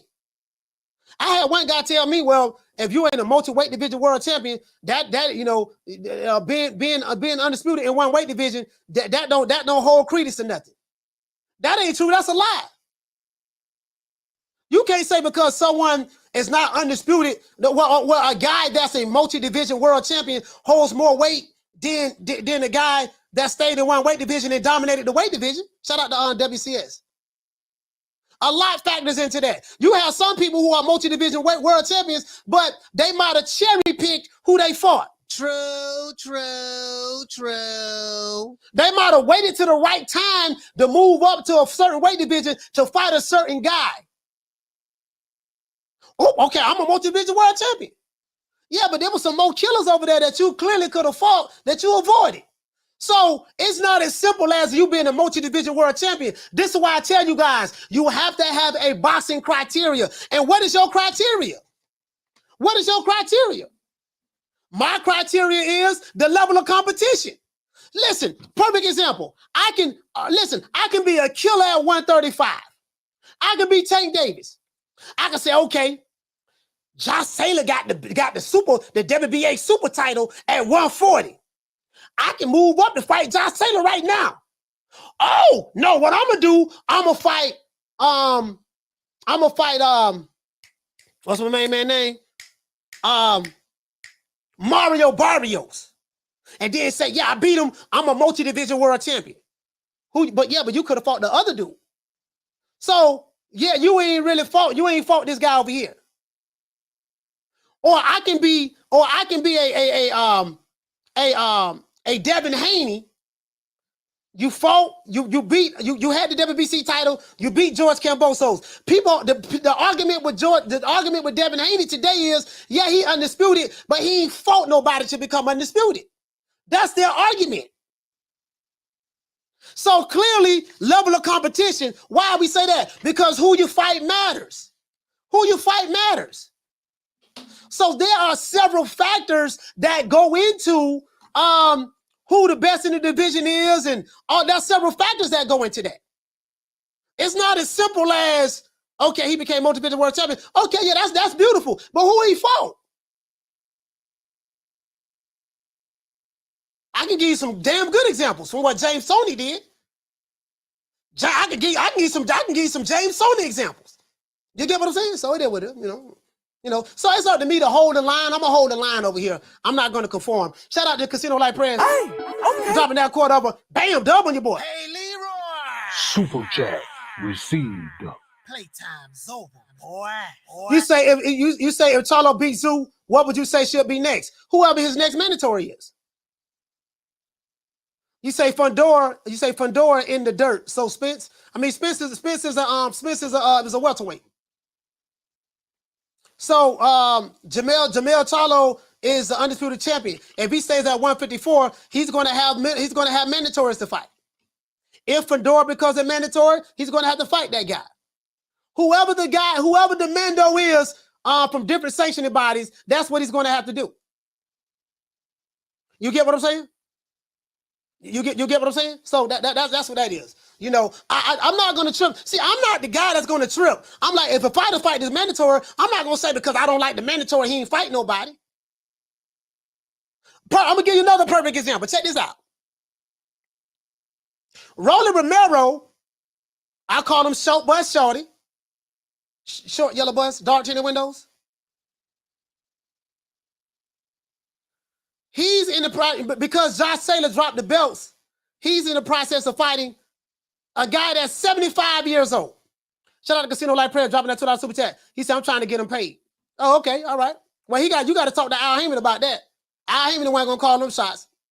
Rolando Romero just decided I'm going to move up, and he's fighting somebody at the right time. It looks like the guy that he's fighting is 75 years old. It looked like that the guy that Rolando Romero is fighting is 75 years old. They got it set up for Rolando Romero to become a champion. Are we going to say, yeah, man, Rolly a champ. He a champ at 140. He's somebody to be reckoned with. No, I mean, come on, man. You better cut it out. Man, that's a setup fight, man. True. Said he ain't like he fighting Regis Prograde. He ain't fighting Regis Prograde. He ain't fighting Matias. He fighting the lowest hanging fruit. Caller, what's your name? Where you calling from? Coach, is Jerry from Baltimore. Jerry from Baltimore, talk to me. I'm getting tired of hearing about this Eurobum bullshit. Bottom line is, these Eurobums are oftentimes the champion and the best fighters in the division. That's so true. People who got it misunderstood need to recognize, since the Berlin Wall came down in the last 25, 30 years, the influx of these European fighters, these guys are hardened men. That oftentimes they come from very impoverished backgrounds, just like the best American fighters, and they're trained hard in the fundamentals, and they're strong, tough guys, and they'll whoop your ass 9 times out of 10, especially if you don't come correct. When it comes to black fighters and fighters not fighting back, I can't remember the last time a significant fight happened between 2 brothers. I can't even remember when the last time. The promoters ain't making those type of fights. They're matching the black fighters against the Hispanic fighters and the European fighters against both Hispanic and black fighters. The last significant fight between 2 brothers that I can remember maybe was Jermell and Tony Harrison. Yeah, Jermell Charlo, Tony Harrison. Do you remember, like I was telling guys on the show about a couple of weeks ago, I said I came up in the era where the black fighters fought each other. The 80s and the 90s, 70s, 80s and 90s, the black fighters fought each other. In today's time, You know, it seemed like the business model has changed. Certain black fighters, some black fighters don't like fighting other black fighters. It's the black versus the Mexican. We want to fight them, you know, and stuff like that. And that seems to be the motto. And then when it comes to black fighters fighting each other, well, he don't bring nothing to the table. He ain't no draw. He this, he that. And that's what I'm hearing now. But I came up in the era in the 70s, 80s, and 90s. The black fighters fought each other. It's just a different time now. Well, exactly. Now, I came up in the same era. But what's changed primarily is boxing not popular like that, like it was then. It was a way popular sport back then. It didn't really matter so much if you was black or white or Mexican or whatever. You know, nowadays in today's boxing landscape, boxing's such an unpopular sport, and Corona definitely slowed it up, but it was already hurting real bad before that. Boxing is unpopular sport, period. Period, end of story. It's unpopular sport. There's not a lot of money, and the promoters are doing whatever they can to try to maximize the matchup. And in the last 25 years, and coinciding with the European fighters emerging and being allowed to compete outside, you know, since the wall came down, what's also happened is there's been, let's be honest, a tremendous influx of Hispanics over the U.S.'s southern border. There's a lot more Hispanics here now, and they really support boxing. If boxing might be dead in the water here in the U.S. if it wasn't for the Mexican fans that have had, you know, that have come here, legal or illegal. They love their boxing and they support their fighters, and that's kind of helped. But boxing is a super unpopular sport. The promoters are doing everything they can. They say Canelo ain't fighting black fighters, and that seems to be true. But black fighters ain't fighting black fighters. Yeah, everybody's fighting cross, you know, racial lines. That's where the matchups are taking place, and it ain't because of the fighters, right? It ain't the fighters. They don't make the fights. The promoters make the fights. They're the ones that are financially invested to finance the fight. So if they say, look, we don't think we put these two brothers together, it ain't going to make much money. But they might also say, look, if we put these two Hispanic guys, it might not make that much money. It's better if we do it like this here, you know, and go that route. I don't know for sure, but I don't think there's anything dastardly going on. I don't believe that at all. You know, promoters from the dawn of mankind, they're going to get behind the fighter that sells tickets. And it don't matter if you're from Philly and you're black or you're from the Philippines. If you're the guy that sells tickets, you're the guys, that's who they're going to push. That's the fights they're going to look to promote. You see what I'm saying? All right. Well, shout out to Jerry for being more, man. Salute, fam. Salute. Thanks, Coach.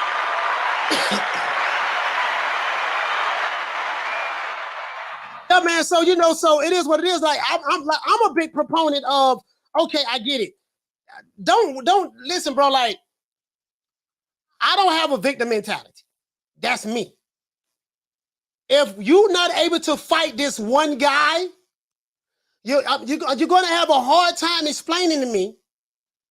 Hold on. You're going to have a hard time explaining to me how does this one guy who's waiting on another guy to fight him, but he's not able to land that fight. You're going to have to explain to me, okay, well, why you didn't fight this guy? Why you didn't fight that guy? Why you didn't fight that guy? Why you didn't fight that guy? Like, there are literally like 7 or 8 or 9 or 10 other fighters. Like, well, you know what I look at? I look at, like, when you look at old school, the reason why we talk about a lot of old school stuff is because a lot of those old school guys, they had signature fights. They had career-defining fights. Sugar Ray had Roberto Benitez. He fought Marvin Hagler. He fought Hearns. He fought Roberto Duran. You know, he fought Terry Norris. He had the career-defining fights, legacy-defining fights. Hagler had legacy-defining fights. Hearns had legacy-defining fights. Salvador Sanchez, Azuma Nelson have legacy-defining fights. Give me an example of a fighter today that you can point out and say, boy, that right there, that was a legacy-defining fight for him. These fighters are not having legacy-defining fights. Like, you can literally look at some of these fighters' careers and like, damn, yeah, I see he got a fan base and they saying he doing this and that, but I'm not going to remember this fight next year. Y'all always talking about the old school. Yeah, because the old school, they gave you legacy-defining fights. Give me a fighter that's giving you legacy-defining fights that you bragging about right now. Who? My own, what you said? My body fought whole can cheese. But he fought Poach Willie. He knocked Poach Willie out. Nigga, who is Poach Willie? True. You know, my fighter, you know, I'm just saying, you know, like, and so this is the problem that I have. My problem is when you sit back and you tell me a fighter that's a fighter that's doing way more than you. A fighter that's doing way more than you, and you saying that he ain't doing nothing, and you got a group of fans that say he ain't doing nothing, okay, that's fine. If he ain't doing nothing, what the hell this guy doing? Well, I don't want to talk about him now. Don't worry about him. We're talking about him. And I told you guys, in any sport, people who get the most hate are those who are very successful. Like the people who are very, very, like Ali had a lot of hate. Tyson had a lot of hate. People love Tyson and Ali as well, but he had hate. Like ain't nobody hating on Mitch Green. ain't nobody hating on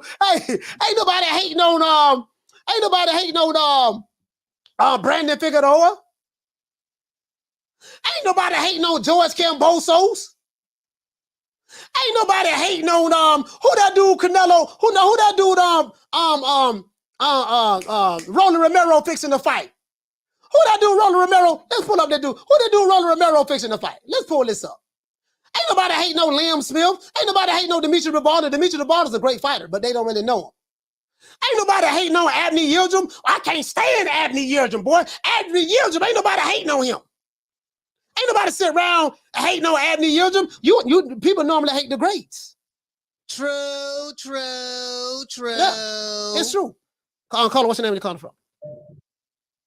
Hey, Coach, what's going on? It's Raphael. Just calling just to ask a question.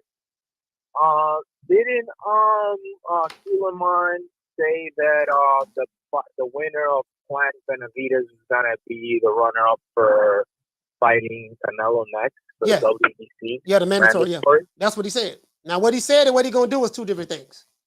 But that's what he said.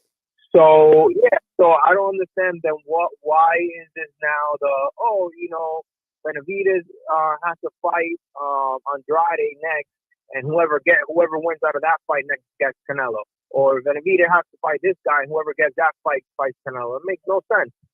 Well, what it is several interviews have been given.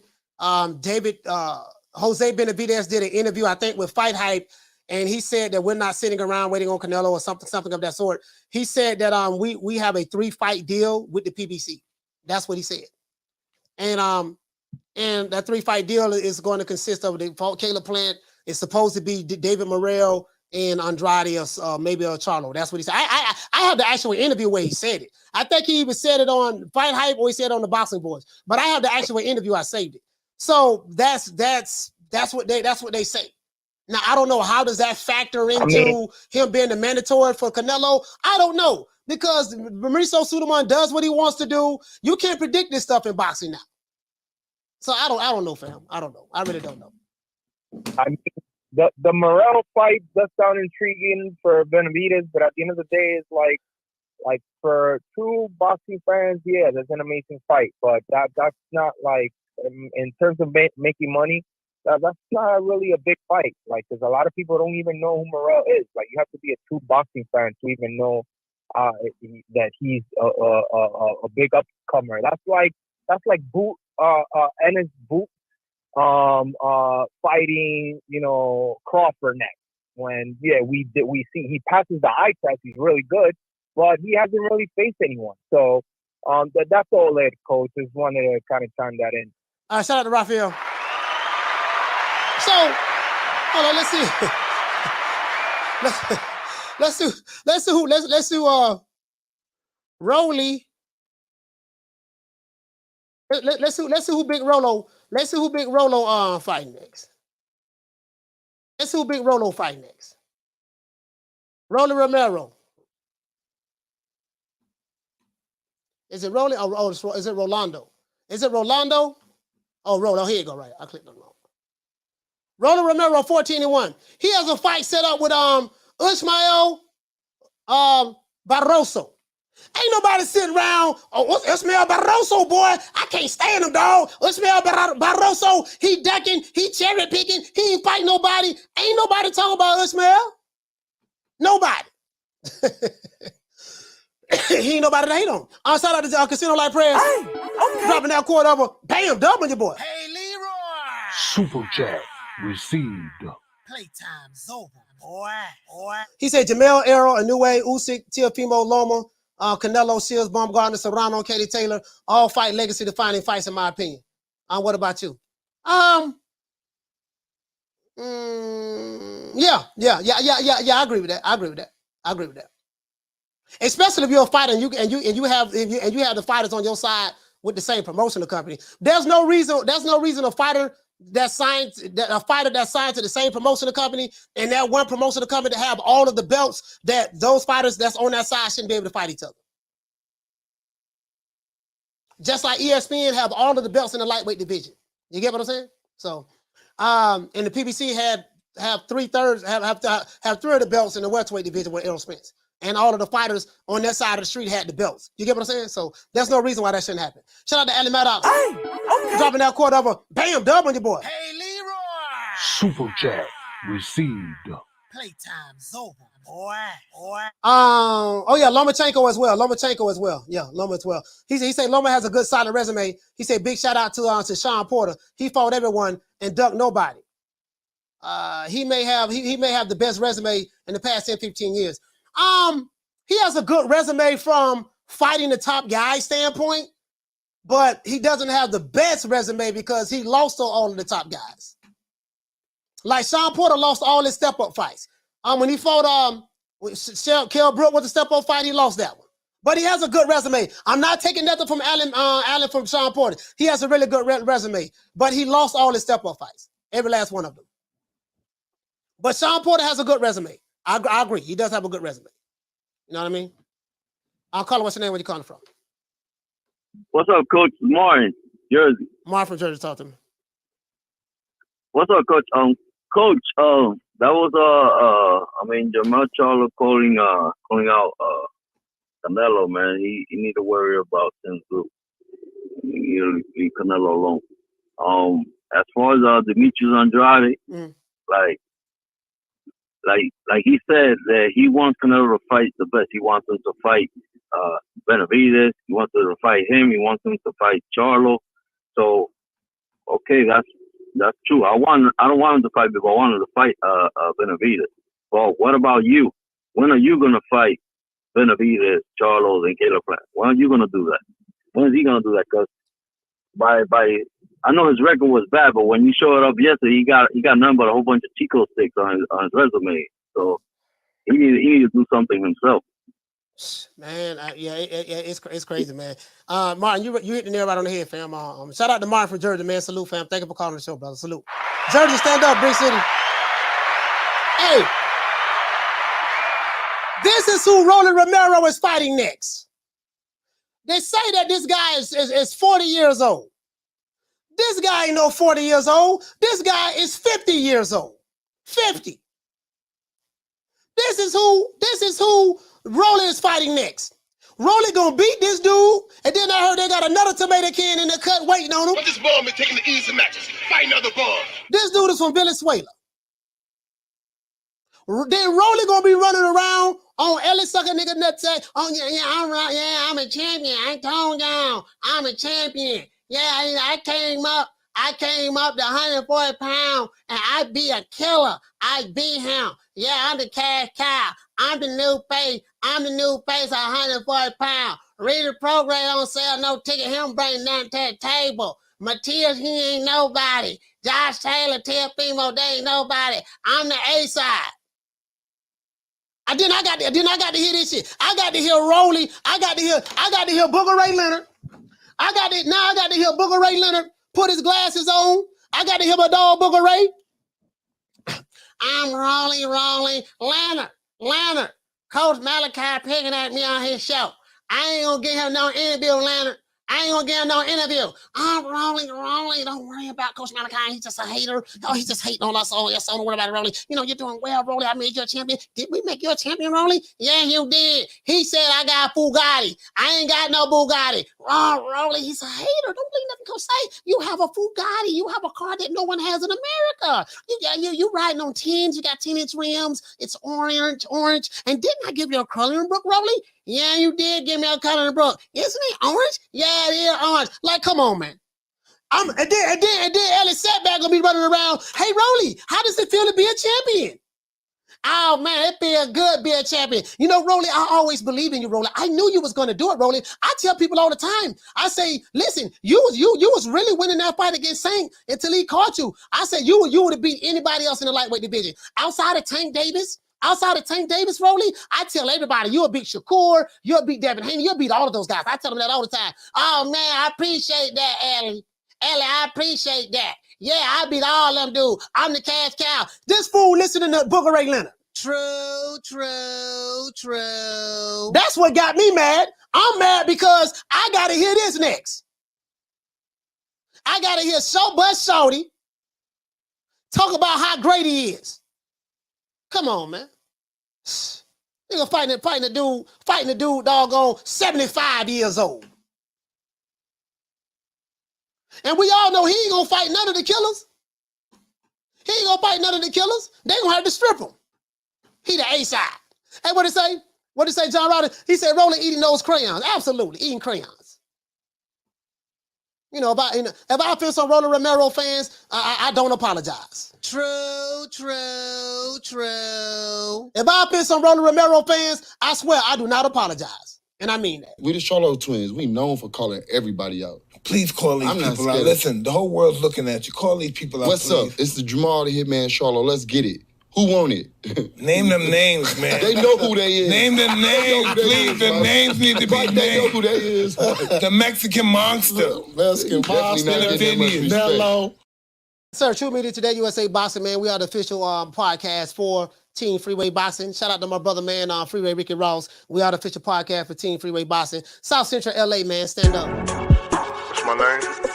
My name is nobody, and I don't live nowhere, and I don't know nothing. I don't know because I know that you gon' tell God on Jesus, kiss a Judas, silver pieces, monkeys acting in the monkey show. Gangsta monster killer, silverback. Where is your rap sheet?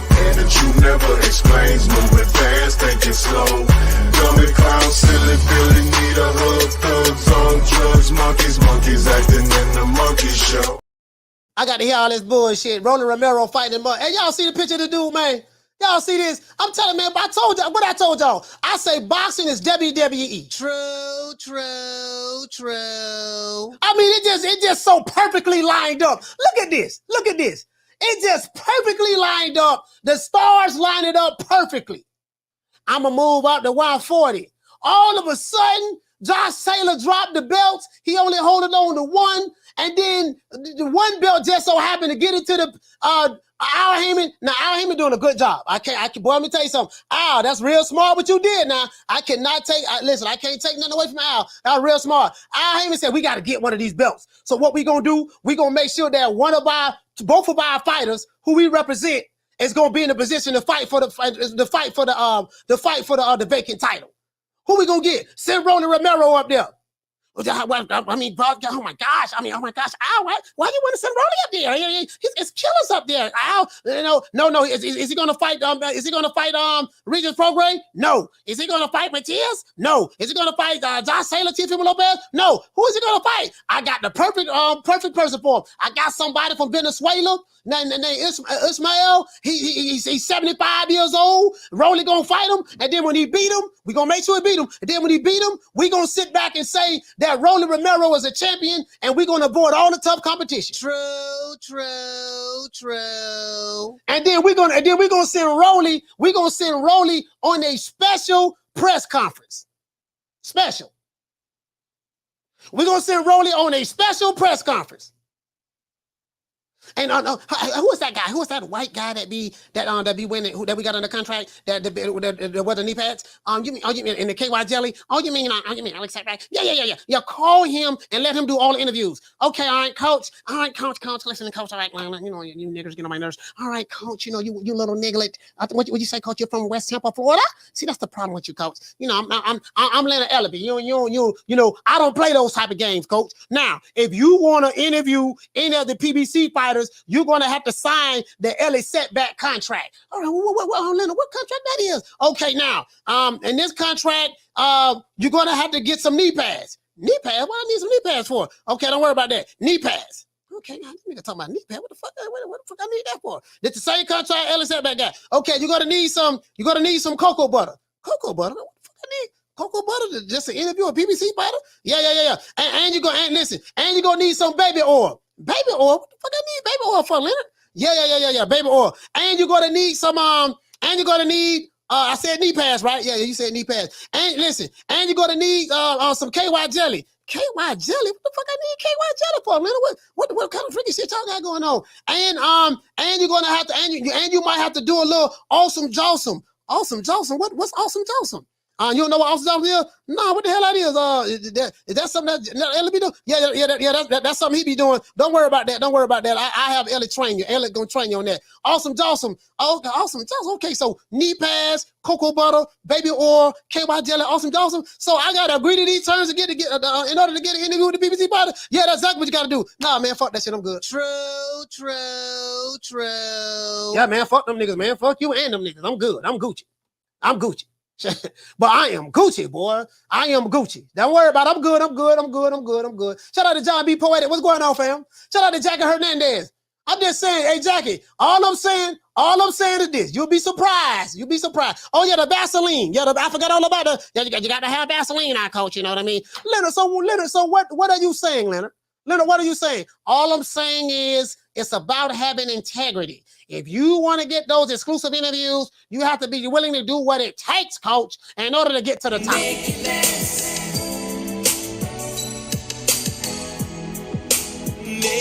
last forever. Don't let I love you.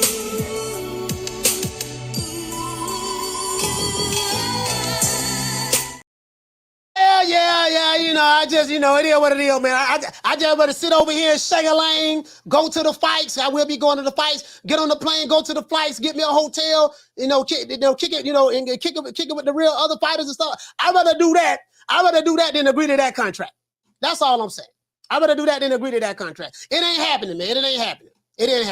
That's all I'm saying. I don't need the exclusive. In order for you to get the exclusive, you're going to have to sign the exclusive contract. No, I'm good, Bitter Booker Ray. I refuse to sign the exclusive contract. I'm good. Therefore, shut the fuck. Don't say nothing. Don't speak to me. Don't look at me. Coach, let me tell you something. If I raise up, it ain't going to be trouble. Now walk it off. Who you think he is? DJ Quick? No, huh? No, I ain't say Kick that. and Pre? I didn't say that. Oh, you must be Jimmy Walker.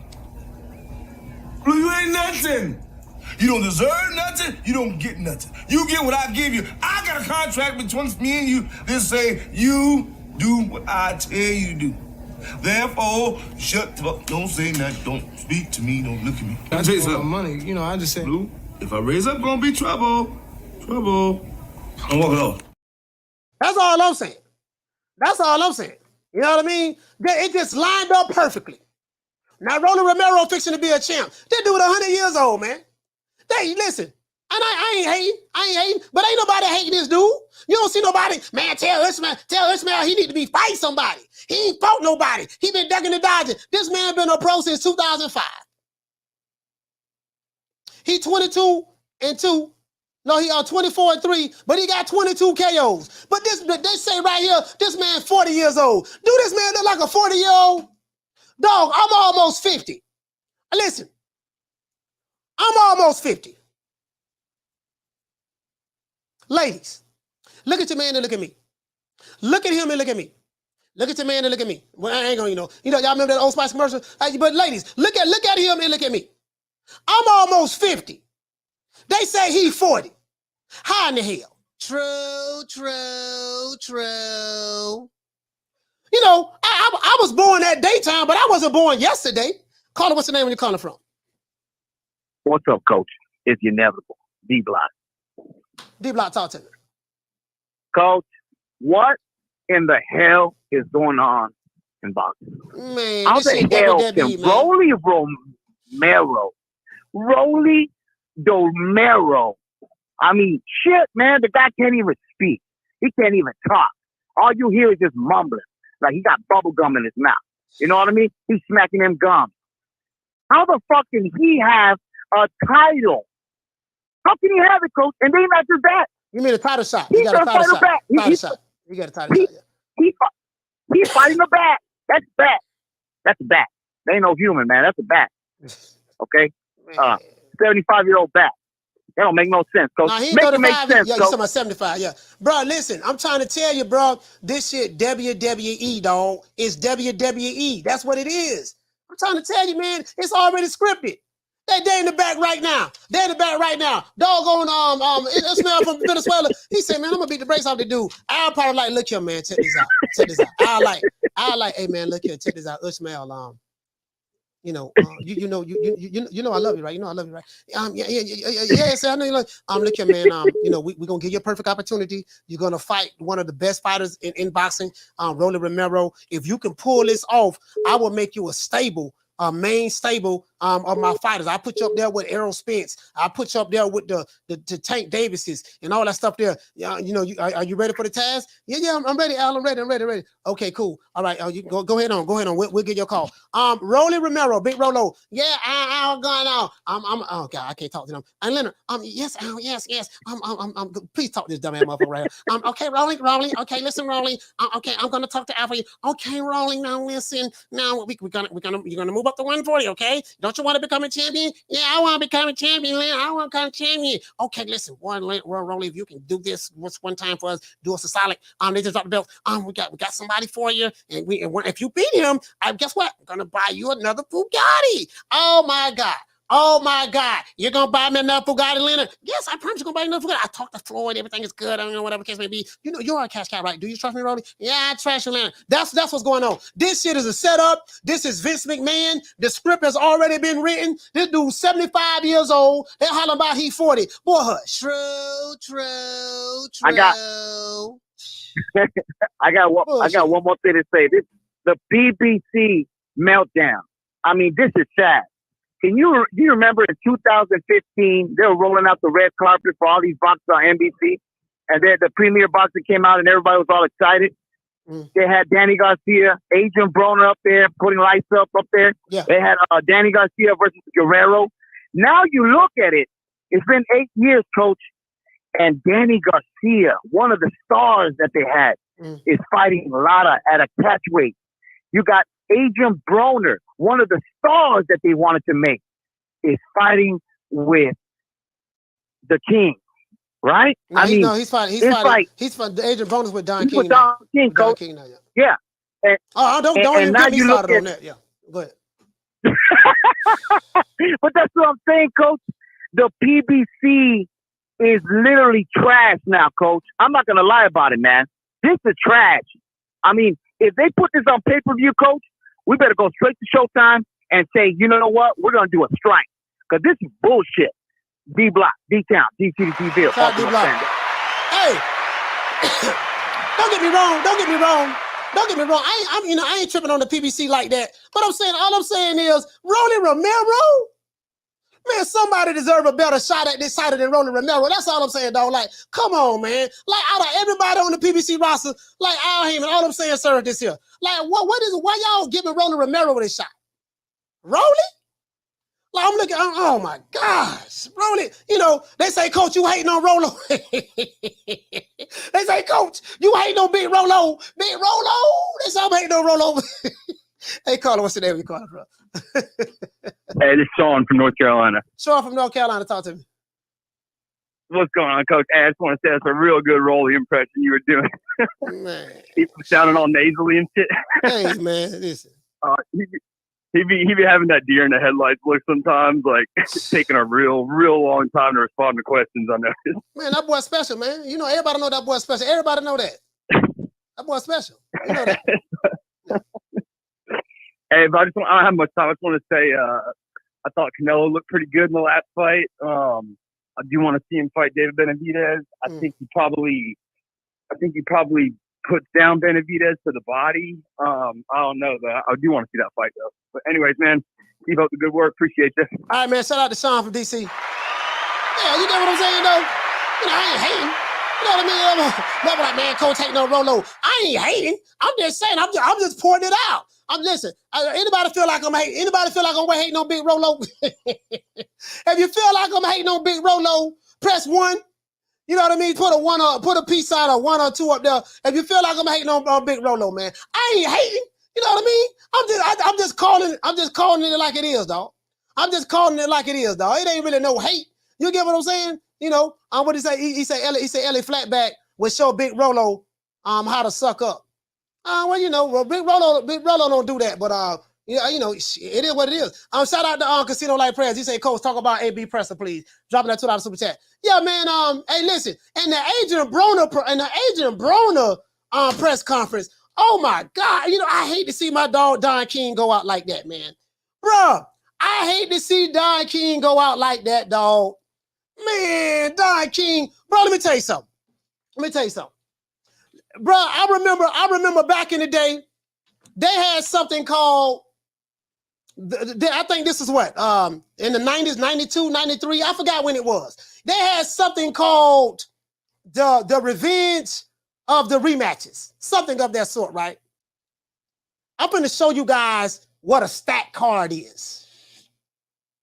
They had Julio Cesar Chavez versus Frankie Randall, rematch. They had Julian the Hawk Jackson versus Gerald McCullough, rematch. They had Azuma Nelson versus Jesse James Leha, rematch. They had Terrible Terry Norris versus Simon Brown, rematch. It was the revenge of the rematches. All of these were championship fights. These dudes today, y'all don't know us. They talk about, yeah, man, I remember they said that, what's the name was a stat card and this and that when Tank fought Hector Garcia, and they said that was a stat card. That ain't what it, that wasn't no stat card. That was the names. We knew who the names was on one side, and the other side they were fighting tomato cans. But the names I just listed is a stat card. All 50-50 fights. They wouldn't know a stat card if it slapped them in the face. Listen, they wouldn't know us. These fans today wouldn't know a stat card if they was a hoe and they got pimp slapped. They got backs. They got pimp slapped by their pimp. True. This is this is a stat card. You could have got back here and they wouldn't know what a stat card is. Shout out to my sister Jackie Hernandez. She said I thought Rolly's fight was on the regular Showtime. It better be on regular Showtime. That better not be on that better not be. I tell you what. That better be on regular Showtime because they try to make that a pay-per-view fight. They definitely ain't got to worry about me. I'm buying it. True. What I look like buying? What I look like paying for a Rolly Romero? Anything Rolly Romero. Now I did buy the Tank Davis Rolly Romero fight, but that was on the strength of Tank. Oh, wait, what? Well, hold on, what? And who's the next big star under Mayweather Promotions?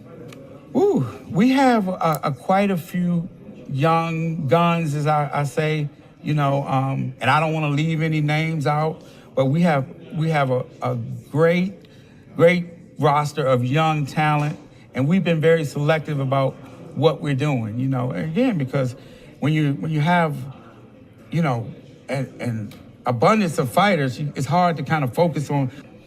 When a big fight is to be made, it has to make sense for both sides. No promoter or company is going to put their guy in an event with everything to lose and nothing to gain, especially when we're talking about this. You know what I'm saying? Interesting. Bro, hold on. That fight better not be on no pay-per-view. I'm finna Google that right now. Boy, I'm fixing to Google that right now, bro. Hey, bro, that fight better not be on pay-per-view, bro. That fight, Big Rolo, that fight better not be on pay-per-view. That's all I'm saying. Boy, as a matter of fact, let's go to the PBC website. Boy, that fight better not, let's go to Premier Boxing Champions. That fight better not be on pay-per-view. My nigga, look at this picture. Oh my gosh. Look at this picture. Bro, look at this picture. Look at the dude cheekbones. You trying to tell me this dude 40? Look at this dude picture, man. You trying to tell me this dude 40? Look at my face and look at his face. Look, matter of fact, look at my face and look at his face. You trying to tell me this dude 40? 40 where? Where?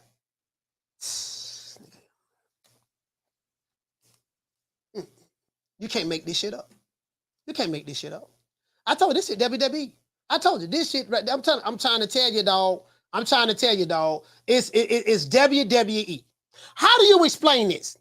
Can anyone tell me how do you explain this? This is literally taking advantage of the elder. We must internalize the flatulation of the matter by transmitting the effervescence of the Indonesian proximity in order to further segregate, to preclude on the issue of world domination would only circumvent, circumcise the revelation that reflects the aphrodisiac symptoms which now perpetrates the Jericho's activation. Man. Man, it roll, oh my Lord. Hey, shout out to Knock Down 305. He said, but I got kids that's 40s. Man, he probably got kids my age. Man, come on. Boy, they coming with the old flim-flam, the old tomfoolery. They coming with the old flim-flam, dog. Hey, the dude said, Miguel Gomo say, he is 50, coach. No, he ain't no 50. It ain't no nigga. I'm 50. I'm 49. I'm 1 year, I'm 6 months, I'm 7 months away from being 50. I'm 7 months away from being 50. It ain't nowhere in the hell he 50. True. Nigga, I'm 7 months away from being a half a century. 7 months. There's nothing no one can tell. And he's from Venezuela. He is from Venezuela. Come on, man. Man, boy. Let's look at this. Let's look at this. Let me see. What they fighting at? Ain't they fighting in Vegas? Rancis Barthélemy versus Omar Juarez. Batir Akhmadov versus Kenneth Sims. Oh, and this the main event? This fight the main event? Oh, man. This fight the main event. Lord have mercy. I'll call it, what's the name you call it from? Yeah, it's Junior from New Hampshire. Junior from New Hampshire. Talk to me. Yeah, so the thing is this, man. He is 40. Like, I don't know why he's so mad. He's a Cuban 40. He's not Cuban. But he's 40. He's from Venezuela. No, it's a figure. It's a joke. You know what I'm saying? Like King Kong Ortiz. You know, he's supposedly 42. Everybody know he like 60. Yeah. You know what I'm saying? So this dude is the same thing. He's just a Cuban 40, man. That's all it is. So I know why everybody, man. You know what I'm saying? Hey, JR, all I'm saying, I ain't hating on the brother. I don't want you to think I'm hating on the brother. All I'm saying, dog, listen, come on, man. You gotta see the WWE in this here, man. Where they found this dude from, man? Come on, man. So son, this man right here look like Skeletor, bro, from fucking He-Man and shit, bro. Like, I feel bad for old dudes, son. They took him out of the nursing home from the geriatric center or something like that. And say, yo, people put gloves up. All right, go in the ring. Hey, Big Rolo, take care of this real quick. Man. But you know what the funny thing is going to be? Yo, I'm going to laugh if this old man winds up knocking out Rolo somehow, dog, I'm gonna die, bro. Yo, can you imagine if this grandpa come out here throwing haymakers and knock Rolo out? Man, boy, oh my God, bro. If he put them paws on Big Rolo, hey, JR, if he put them paws on Big Rolo, boy, oh my God. Yo, dog, I'm gonna die, bro. Hey, JR, boy, Hey, man, I'm going to holler at you, man. Hey, thank you for calling the show, man. Yeah. New Hampshire, stand up. Yeah, of course, Coach. You the best, man. If he put no paws on Big Rolo, boy, hey, boy, we need to get Jay. Hey, JR might be right. We get Ishmael on the phone. He said, yeah, they think this shit sweet. They say, they right here talking about, I'm from Venezuela. They right here talking about, Rolando Romero. It's an automatic victory for him. All that stuff there. I got some for him. Boy, Ishmael put them paws on Big Rolo, boy. Oh, my bruh. Man, shit. I don't know, boy. Let's look at the over and under for this. Shout out to the one Mr. Ham dropping that $2 super chat. He said, Rolling fighting on Methuselah. Hey, you know what? Hey, look here, man. Hey, I didn't even look at it that way. You know what? Let's look at the odds. Let's look at the odds on this, guys. Cause boy, Big Rolo, boy, if he put them paws on Big Rolo, man, boy. Hey, boy, this might be a cherry pick going wrong. Hey, you know what? Hey, this might be a cherry pick going wrong, boy. Boy, if this dude put them MC hammers on Big Rolo, boy, oh my boy, Lord have mercy. Boy, if he put them MC hammers on Big Rolo, if this dude put them MC hammers on Big Rolo, dog, no, man. Bruh. Hey, you know what? Let's pull up the odds. Anybody know the odds? Hey, let's get the lights up. We need 100 more lights. We need 100 more lights on. Let's get the lights up.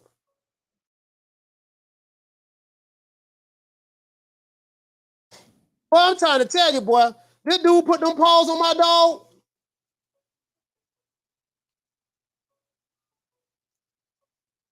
Hold on. Carla, what's your name? Where you calling from? D Mason, Flint, Michigan. Hey, what's going on, man? You say D-Ray from Flint? That's right. D-Ray from Flint, talk to me. Listen, man, I got my money on the old Cuban dude, man, the Venezuelan cat. What's his name? Hey, his name Ishmael. Ishmael, yeah. Yeah. He got like they say he got like 26 knockouts or something crazy like that. Nah, he got like 22 knockouts, man. He got like, I don't know who who have he been knocking out, but yeah. Listen, like you said, Coach, this could be a cherry pick gone wrong, man. It might not go the way you think it's gonna go Saturday night. I'm just saying, man, bro. Don't be surprised. Hey, look here, man. All I'm saying is, hey, I didn't think about it. I didn't think about it till the brother said something. I'm like, man, I don't know. He might have a point. I'm finna look at the odds right now. Hold on, I'm finna look at the odds right now. Let's see what's going on. Betting odds. I'm fixing to tell you right now. Then now this is sporting news. I'm looking at sporting news right now. The sporting news. Okay. Hold on, give me a minute. Rolando Romero. What the odds is in this? Damn, man. Roll it. Damn, they ain't saying it. Roll it. Hold on. What's the betting odds in this? Hold on. I don't see that on this site right here. Let me go look at something else. Yeah. Let me go to another site. What's the betting odds in this? Well, doggone Big Rolo. Oh, odds. Let's go to Odds Checker. Odds Checker always have odds. Okay, let's see. Boy, Big Rolo, boy, mess around. They get them. Yeah. Whatever. Oh, they tell him I'm outside. I'm outside. You can't just be out here just running up on them old dudes, man. You got to respect them old heads. Man, he fuck gotta around. Give him something. He fuck around and put them paws on my dog. Boy, if he put them, damn, you know what? It's taking me to basketball. Man, it's taking me to basketball. Man, God damn, I don't want to see no basketball. Betting odds. Rolando Romero. Okay, I don't win here already. Hold on. Yeah, man, odds checker. Okay, here you go right here. They got Big Rolo. Big Rolo is a minus 1,000 favorite. Ishmael is a plus 550 underdog. And it's plus 1,500. Okay. It's plus 1,500 on the draw. You know what, man? We might have to bet on that draw then, man. I don't know. We might have to bet on that. Go with the draw, huh? I don't know, man. They got Big Rolo. Big Rolo, man. Rolo gonna knock this dude out, man. He gonna knock him out. Hey, Big Rolo can crack though, man. He was kind of catching Tank up in that Tank fight. The Tank caught him slipping and put him down. Yeah. And matter of fact, that's how they should be promoting this fight. Hey, shout out to D-Ray, man, for Flint. Salute, fam. Hey, they got Big Rolo. Shit, Big Rolo minus. Shout out to Ali Mata dropping that $2 super chat. He said Ishmael's birthday, right. He's 40. He born in leap years. Okay, he born on a leap year. Okay. Shout out to Julio Guzman. Hey, I'm dropping that quarter over. Bam, dub on your boy. Hey, Leroy. Super chat received. Playtime's over, boy. Julio said he's Venezuela, and there's a highlight video on YouTube. I'm about to check it out. Is he good? Is he good? I mean, is he good though? Can he throw them hands? Hey, the dude say, somebody say, he got a better resume than Andrade. Hey, Carla, what's your name when you call it from? Hey, Coach. Hey, go ahead. Coach, man, this is Feel Like Prayers. One more time, Coach. I had to call in, man. It's an emergency, Coach. I got some inside. I got some inside information on this fight from a very credible source, Coach. Oh yeah. And this is what I heard. Coach. You know, they marketed him. They marketed him as a Venezuelan who is 40, but they gave him a new name, Coach. They didn't tell you who he really was. This dude, he's not from Venezuela. He's an Aztec Mayan. You know what I'm talking about? Oh yeah. Aztec, yeah. Aztec Mayan, bro. So he probably gonna be rolling because that nigga strong as fuck. He built the pyramids. You know what I'm saying? Like, I feel like you seen some highlights? Look, I gotta look at some footage of him. He got 22 knockouts, Coach. Yeah, but who is he knocked out? I don't know, but he got the old man strip, Coach. I was just talking shit, Coach, man. Hey, man, that nigga better not win. Now, that's all I'm gonna say. Man. That nigga better not win, Coach. Hey, you know what? That nigga better not win. I might need to be promoting this fight for Ishmael, but I don't know, boy. He got 22 knockouts. I'm trying to tell you, boy. Big Rolo might be in trouble. Hey, man, I'm telling you. Hey, boy. Hey, you're Aztec, man. You're Aztec. Hey, shout out to Casino. Salute for ATL stand up. Hey, y'all seen hey, what I say to Martin? The Martin say on the highlights from black and white. Hey, bro, hold on. So the dude say that he got a better resume than Demetrius Andrade. No, man, he ain't got no better resume than Boo Boo. He ain't got no hey Boo Boo. He ain't got no better resume than Boo Boo. I don't know about that. Let's see. That sound like some hate right there. That sound like you hating, dog. I don't think he got no better resume than Boo Boo. Boo Boo, let me see. He fought on Fernando David Saucedo. Okay. He fought Saucedo. Okay. Nestor Hugo. Paniagua. All right. I don't know about that there. Now let me see. He got a better resume than Boo Boo. Enrique Martin Escobar. Okay. All right. He fought Akma. He fought on Akhmadov right here. Okay. 9th round knockout. He fought Isa Chaniev, okay. He fought Fidel Maldonado Jr., okay. He fought Anthony Corolla. All right. So he got what he got? 3 losses? 1, 2, 3. He got 3 losses. And he's been on a 1, 2, 3. All right, he's won. See, since his last loss, he's won 1, 2, 3, 4. He's on a 4-fight winning streak. Now this dude here, he was 63-9. You know, you guys know, you guys know they can pad them records now. You guys know they can pad them records. He said, who we got? I have Devin Haney. I got Devin Haney. You know, you can pad them records. This dude, he was 18-1. This dude was 17-5, 4-0. He lost to a dude that was 4-0. He lost to a dude that was 4-0. Okay, all right. We got to see. We got to look at Akhmadov. Let's see. Esau Chaney, 12-1. Fidel Maldonado. Okay, all right. Anthony Corolla. All right. Kevin Mitchell. You know, Ira Terry. Fought a dude named Kinda. All right. Damn, boy, motherfucker ain't shit. Damn. 11 rounds. Man, come on, man. We know what time it is. Hey, we know what time it is, man. Hey, no, this dude ain't got no better resume. This dude ain't got no better resume than Andrade, man. Nah, he ain't got no better resume than Boo Boo, man. Hey, that's hate right there. Hey, that's some hate right there, man. He ain't got no better resume than Andrade. He ain't got no. That's some hate right there, man. Cause Andrade fought Damon Nicholson. That's a brother. He fought Jason Quigley. He fought Liam Williams. Luke Keeler. He fought Macy Sulecki. That's who Jermell Charlo was going to fight when they canceled it 2 years ago. And they canceled it 2 years ago and last year. He fought Artur Akaval. He fought Walter Khatun Dawaka, or whatever. I don't know how to pronounce that last name. Alantez Fox. He fought Jack Cool K. Willie Nelson, not the country singer. He fought Dario Fabian Puchetta. He fought Brian Rose. Vanes Mariosian. He fought him. Mariosian. I remember that fight right there. That about 2012, 2013, swapping out. Freddie Hernandez. Alexis. He fought Rudy Cisneros. He fought Angel Hernandez. No, Andrade got a better resume than Buddy. Andrade got a better resume than dude. And Andrade been a pro longer too. I think Andrade been a pro since 2008, so he been a pro for 15 years. Yeah, Andrade got a better resume than that dude. Y'all sitting there hating. Y'all sitting there hating. Okay.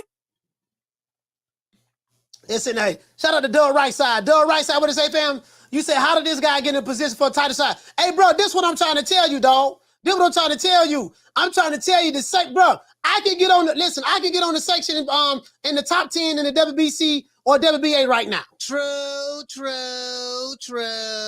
It's very easy. It ain't hard to get ranked. It ain't hard to get ranked in boxing nowadays. It ain't hard to get ranked in boxing. It's really not. It ain't hard to get ranked. It ain't hard to get ranked at all. Holla at Mauricio Suleiman. Holla at Paco. You know, a couple of dollars here. You did a couple of dollars. You know what I mean?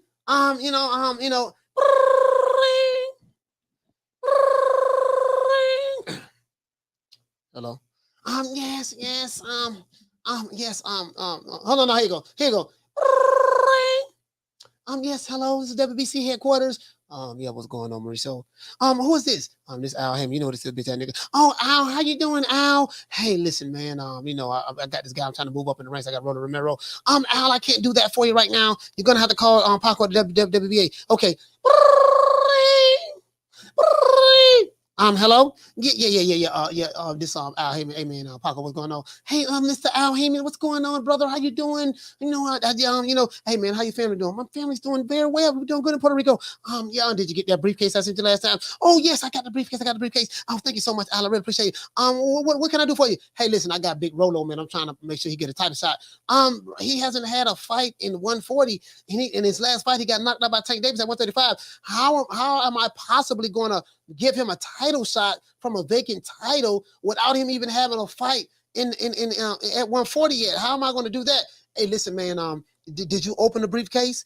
No, I didn't open it yet. Go open the briefcase. Sarah, please bring the briefcase. Oh my gosh, $250,000. Yes, Al, $250,000. Yeah. Yes. What do you want me to do? I need you to make a title fight.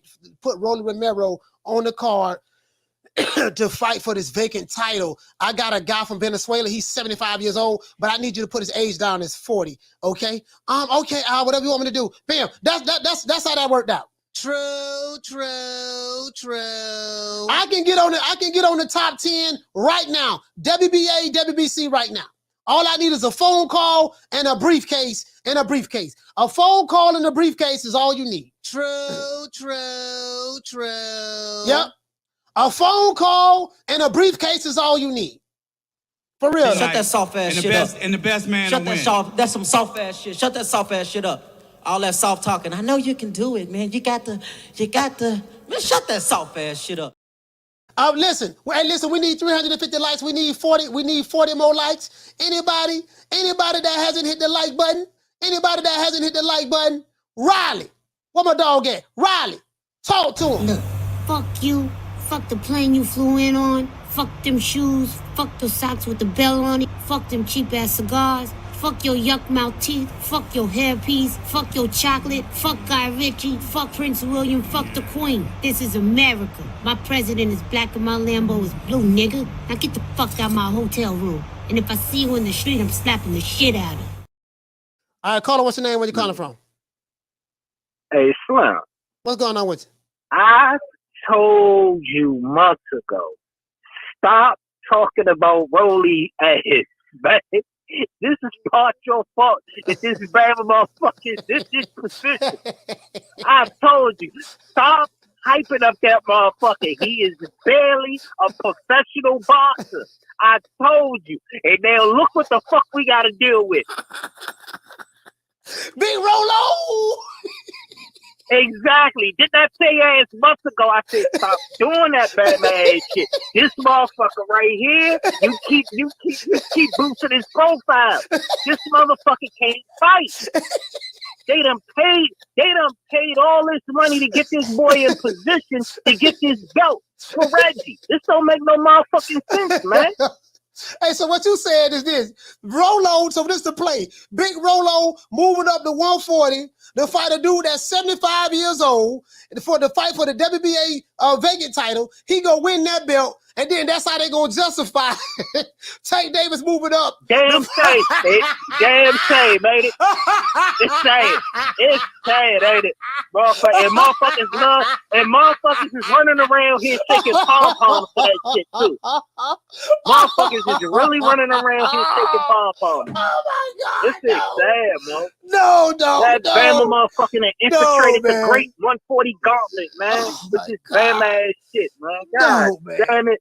No, man. On a positive note, though, that Kenneth Sims and Akhmadov fight gonna be all love it. Special shout outs to my young Kenneth Sims. Yeah. That motherfucker fight. That's my dog. Hey, listen. But hey, this Ron Boy, guy, that fight should be the headline, if you ask me. Well, I know it should be. Real motherfuckers know that. Yeah. Real motherfuckers know that. Yeah. But all this sucker shit is going on, man. I told you. I told you months ago. Stop talking about that motherfucker. Told you. See what we gotta deal with. Man, this motherfucker here, man. See this shit. I gotta do it. You know the crazy part about it? If he mess around and win this fight, we ain't gonna hit the last of it. Oh, he gonna win. He gonna win. Just imagine, if they go rob, if they can motherfucking rob motherfucking Jackson Martinez, you already know this motherfucker ain't got a chance. Yeah. He don't stand a snowball. Ishmael ain't got a motherfucking shot in hell. No. I'm actually gonna bet just because I had some extra bread from the NBA. You know what I'm saying? So I'm gonna bet on Ishmael just because the odds, like, you know what I'm saying, Rolly is trash. So I'm betting on it based on Rolly being trash. So it's basically Rolly being trash, and it's Rolly being trash against the machine. You know what I'm saying? I'm like, man, fuck y'all machine. We see what the fuck going on. I'm betting on Ishmael and knock this motherfucker out. Fuck it. That's how I'm gonna rock out with this shit. But this is sad, man. This is a sad day for 140, and it's definitely a sad day. This is boxing, and these motherfuckers be hyping up that dumb motherfucker. But that's all I got, Slim. You are part of the reason this shit happened. Don't get it. Hey, shout out to Rob Boy Fresh, man. You gotta own that. That's accountability. You gotta own some of that responsibility, man. Yeah. You're right. Hey, you right about that, man. Shout out to Rob Boy Fresh, man. Salute, fam.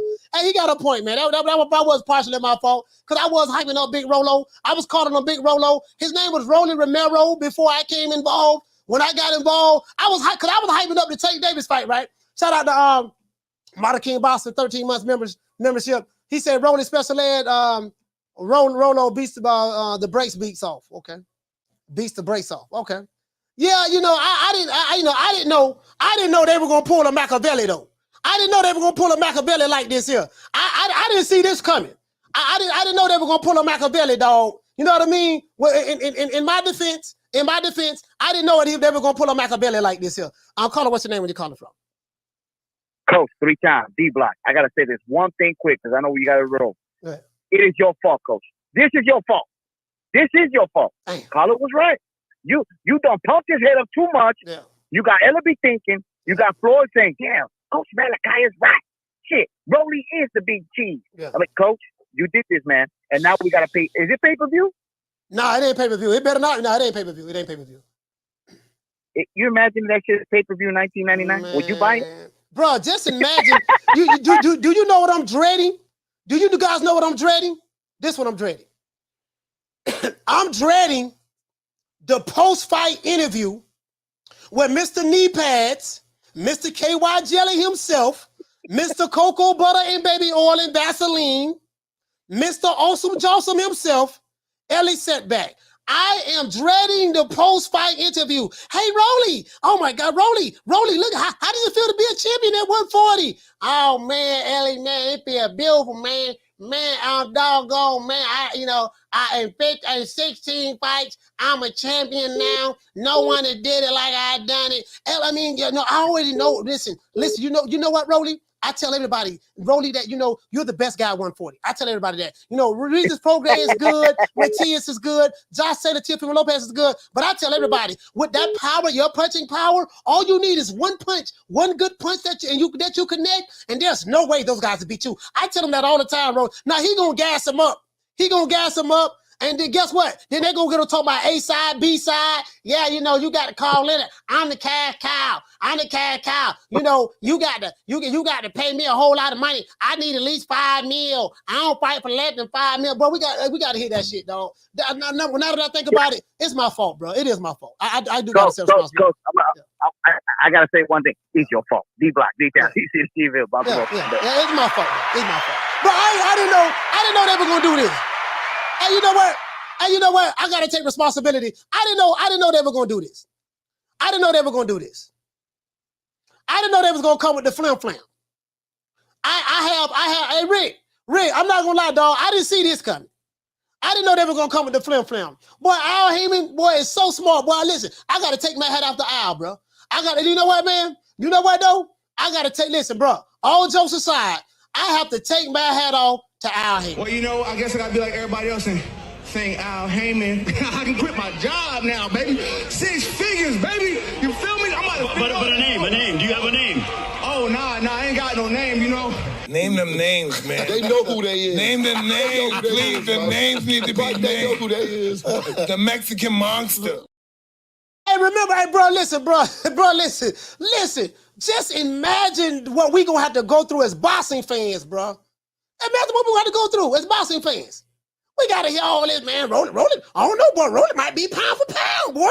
And Rolly. You know what, Rolly? You should at least be in the top 10 right now. I think it's easy, Rolly. Rolly, because that guy was tough competition. That guy, he had 22 knockouts, Rolly. Oh my God. Rolly, you do have that retarded strength. You got that retarded strength. Carlo, what's your name? What you calling from? Martin, one more time from Jersey. Martin from Jersey, talk to me. Coach, this is how we know that Tank they're not going to have him fight the top guys. He's not going to fight the top guys. He's going to have rematches with Rolly and Pitbull Cruz and all that stuff. Because they pulled a flim. Yeah. They invented a story about this kid being on steroids, Puello, because they probably figure we don't think Rolly could beat this guy. Yeah. So let's invent this little steroid situation. And now we bring up this guy that we don't know who the hell he is. Like the guy that say that he's 40 years old, that guy is not my age, bro. That guy looks way older than me. Nah. You know what I'm saying? So now we're gonna have Rolly win the title, and so he can pass it on to Tank, and now Tank is gonna be the man at 140. Man, basically, that's what that is. Bro, goddamn, Ron boy, you know what? Ron Boy beat me to it. He beat me to it, man. Ron, goddamn. If Rolly Romero becomes a champion, the WBA super champion at 140, it's a wrap. Tank Davis fighting Rolly Romero. Ain't no way in hell that Tank is after that's gonna fight Matias, Prograis. No, that's not happening. He's gonna be the ace, Hey, you know what? We're gonna have a Booger Ray, spitting that bullshit, Man, Booger Ray, man. Hey, shout out to Martin from Jersey Salute, fam. Man, Booger Ray. Hey, my dog, Booger Ray, bro. You know what, man? God damn, dog. I ain't even surprised you see that shit coming at all, bro.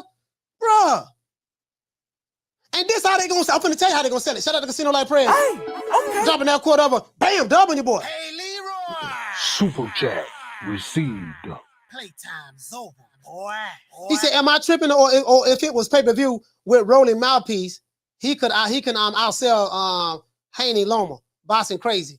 No, Rolando Romero can't sell nothing. The only reason Rolando Romero him and Tank did good pay-per-view numbers was because of Tank and the way he spoke, right? Like, bro, let me tell you something. Ron Boy Fresh, right? That's gonna be the play. Ron Boy Fresh is right. That's gonna be the play, dog. Rolly gonna win the WBA belt. Tank gonna move up to 140 and fight Rolando Romero at 140 to take that super belt from him. I be damn. Dang, that motherfucking Iron Him is smart than the motherfucker, dog. And guess what? And I told y'all how to sell it. If they hire me, I am offering my services. I'm not offering the knee pad services.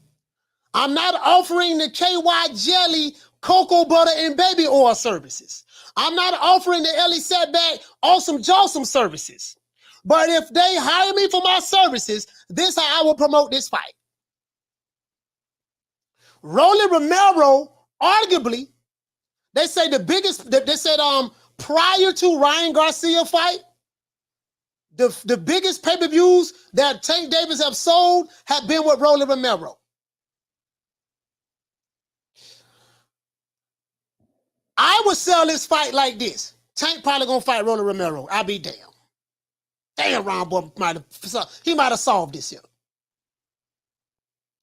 Rolly Romero, it's a lot of people say Rolly Romero was winning that fight against Tank Davis prior to him getting knocked out.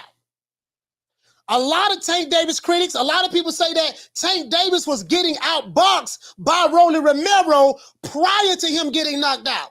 The way I sell it, the way I would sell it, that's the way. Hey, shout out to Blue. Blue, what's going on, man? Hey, let me go ahead and mob Blue up. Let me mob Blue up right quick. Hey, Blue, I'm trying to tell you, I figured it out. I'll call her. What's the name you're calling from? Hello? Yeah, call her. What's the name you're calling from? Hey, this is Jermell calling from Detroit. Jermell calling from Detroit. Talk to me. I caught my brother. Hey, I caught the show a little late today, but when I was listening, you were talking about what a stat car was. Yeah. Now, I don't know if you remember this one or if y'all spoke about it, but you remember Don King had the one card that had Hakeem Rockman fought Tua, Spinks fought Mayorga. Yeah. And it was like 3 other fights on there too. That was a hell of a card. I remember every fight. Oh, matter of fact, Zab Judah fought on there too for a belt, I believe. Yeah. But it was a hell of a card, man. I remember them cards. I just don't remember everybody, but I remember that was a fight party that everybody watched down there from the beginning to the end, and the fights kept getting better. So I remember that. Yeah. Don King. That's it, my brother. Hey, shout out to James from Detroit. Salute, fam. Salute to you, fam. Hey, you know what, bro? Hold on, hey, Blue. This some real shit. I'm finna tell y'all how to sell this fight. Rolly Romero was putting paws on Tank Davis. Rolly Romero, listen, some said Rolly Romero was winning 5 rounds to 0 prior to him getting knocked out by Tank. If you ask anybody on YouTube, a lot of these dudes, they'll say, man, I don't know, man, Tank was getting hit. But, that's why people thought that Ryan Garcia was going to beat Tank. They say, man, if Rolly Romero, Keena even said it in the chat, if Rolly Romero was outboxing Tank, what you think Ryan Garcia going to do? So this how I sell the fight. Man, Rolly Romero did better against Tank Davis than Ryan Garcia did. Rolly Romero was putting hands and feet on Tank Davis. He was outboxing Tank prior to him getting knocked out. If it wasn't for that lucky punch that Tank Davis caught Rolly Romero with, guess what? Who knows what would have happened? That's how you sell that fight. Now, Rolly Romero proved how great of a fighter he is. He moved up to the 140-pound division. The division where, guess what? I'll clout chase other names. The division where Regis Prograis is in. He's a champion, WBC champion. The division where Josh Taylor is in. He's a WBO champion. The division that Subirel Matias is in. I think he's a WBA champion. No, a IBF champion. You get what I'm saying? And Rolando Romero showed his talent in a stacked 140-pound division. He went up there and got him a belt. And none of those guys have sold the pay-per-views that Rolando Romero sold with Tank Davis. So Rolando Romero is a pay-per-view star in comparison to those guys, because Josh Taylor ain't done the pay-per-view numbers that Rolando has done, because he ain't been pay-per-view, I don't think. Teofimo Lopez haven't done the pay-per-view numbers that Roland's done. Regis Prograis and Matias haven't done the pay-per-view numbers that Roland's done. So Rolando Romero is clearly the star in the A side in that division. True. That's how you sell it. That's how you sell it. You're gonna get all the social media boxing fans. They don't know nothing. The social media boxing fans don't know nothing. They don't know. Shout out to 012. They don't know a check left hook from official. They don't know nothing. You can tell them anything. That's how you sell that fight. True. Al Heyman, I can be reached at 530-494-9636. Booger Ray Leonard. Shout out to my dog, Booger Ray. Booger Ray, I can be reached, Booger Ray. I can be reached, Booger Ray, at 530-494-9636. You also can send me a DM, Booger Ray, on Twitter, on Instagram, and you can hit me up on Twitter at Coach_Malachi. You can hit me up, Booger Ray. Well, Booger Ray, you know how to get in contact with me. You follow me on Twitter, anyways. But you get what I'm saying, though? That's how you sell that fight. That's how you sell that fight. That's how you sell it. Big Rolo gonna be the face of the 145. They gonna have Big Rolo. Big Rolo gonna be the face of 140 pounds. And you know the crazy part about it? I got to hear Ellis. Oh my God, But I hate this shit more than anything, boy. Listen, it's three things I'm gonna hate. If Rolando Romero becoming champion at 140, it's three things I'm gonna hate. The Booger Ray Leonard hyperbole. Booger Ray, my dog Booger Ray. Y'all know I like Booger Ray Leonard. That's my dog. I got a love-hate relationship with Booger Ray. The Booger Ray hyperbole. Rolando Romero victory speech. Big Rolo, I'm gonna call him Big Rolo. Fuck it, we're gonna still take the Big Rolo post-fight speech and Ellie setback interview. Oh my God. Boy, them the three things I'm gonna hate. I don't know which one I'm gonna hate more. I told you guys, I told you guys, Rolando Romero is a star. He's a star. I keep telling you guys this, you guys don't believe me. Just like I told you guys, Rolando Romero is a tough competitor. Who is doing what Rolly is doing? Rolando Romero fought the best guy at 135. And, some say that he almost won. He clearly was winning the fight prior to Tank Davis knocking him out. He became a star that night. Rolando Romero, he set the live gate record and he broke the attendance record at the Barclays Center. That's what they're going to say. And now he's a champion in 16 professional fights. He's the WBA super champion. I mean, who is doing it like Rolly at 140? Nobody. Josh Taylor's not a pay-per-view star like Rolando Romero. Regis Prograis, he's a good fighter. Matias, they're good fighters, but they're not the cash cows like Rolando Romero. The only thing that makes sense at this point is to make Gervonta Tank Davis with Rolando Romero, because both of them are cash cows and pay-per-view stars. True. Man, Ron Boy Fresh right, bro. That's gonna be Tank next fight. That's gonna be Tank next fight. Yeah. That's going to be his next fight. I hate to say it, dog. I hate to say it, but I'm telling y'all, dog, this some WWE shit. Hold on, let me see.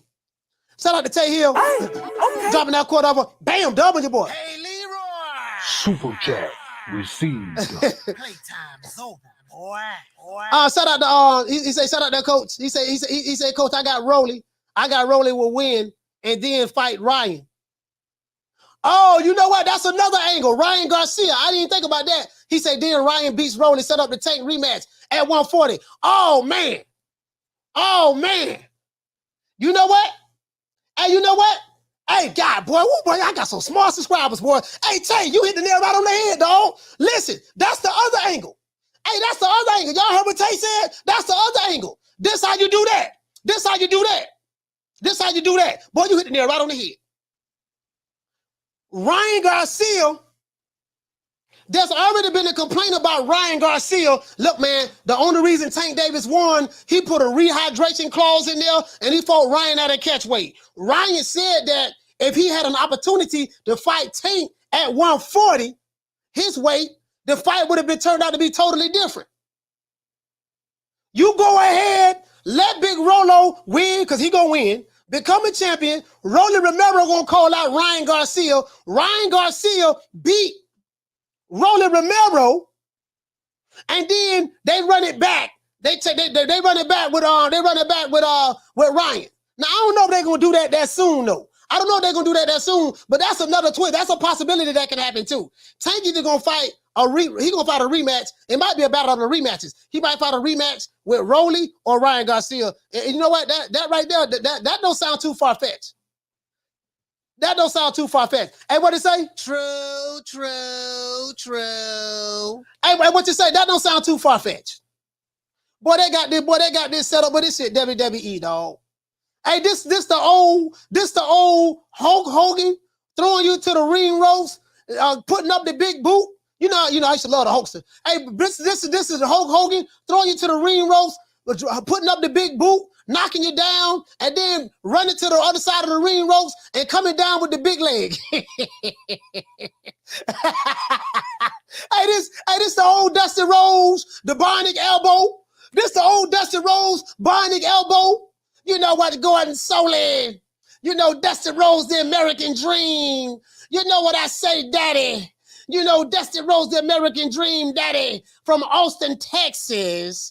You know, when I catch that sap sucker, Rolly Romero, Rolando, whatever you want to call him, when I catch that sap sucker and I catch him with the bionic elbow and I drop it down, Dusty Rhodes, the American dream, me and Ric Flair and Blackjack Mulligan and Kevin Sullivan, the Purple Haze, the Briscoe Brothers, you know, the Four Horsemen, Tori and Dory Funk, you know, like, bro, this is old WWE, dog. True, true. This shit is scripted. True. This shit is scripted. Shout out to Alan Maddox dropping that quarter of a dub. Hey, okay.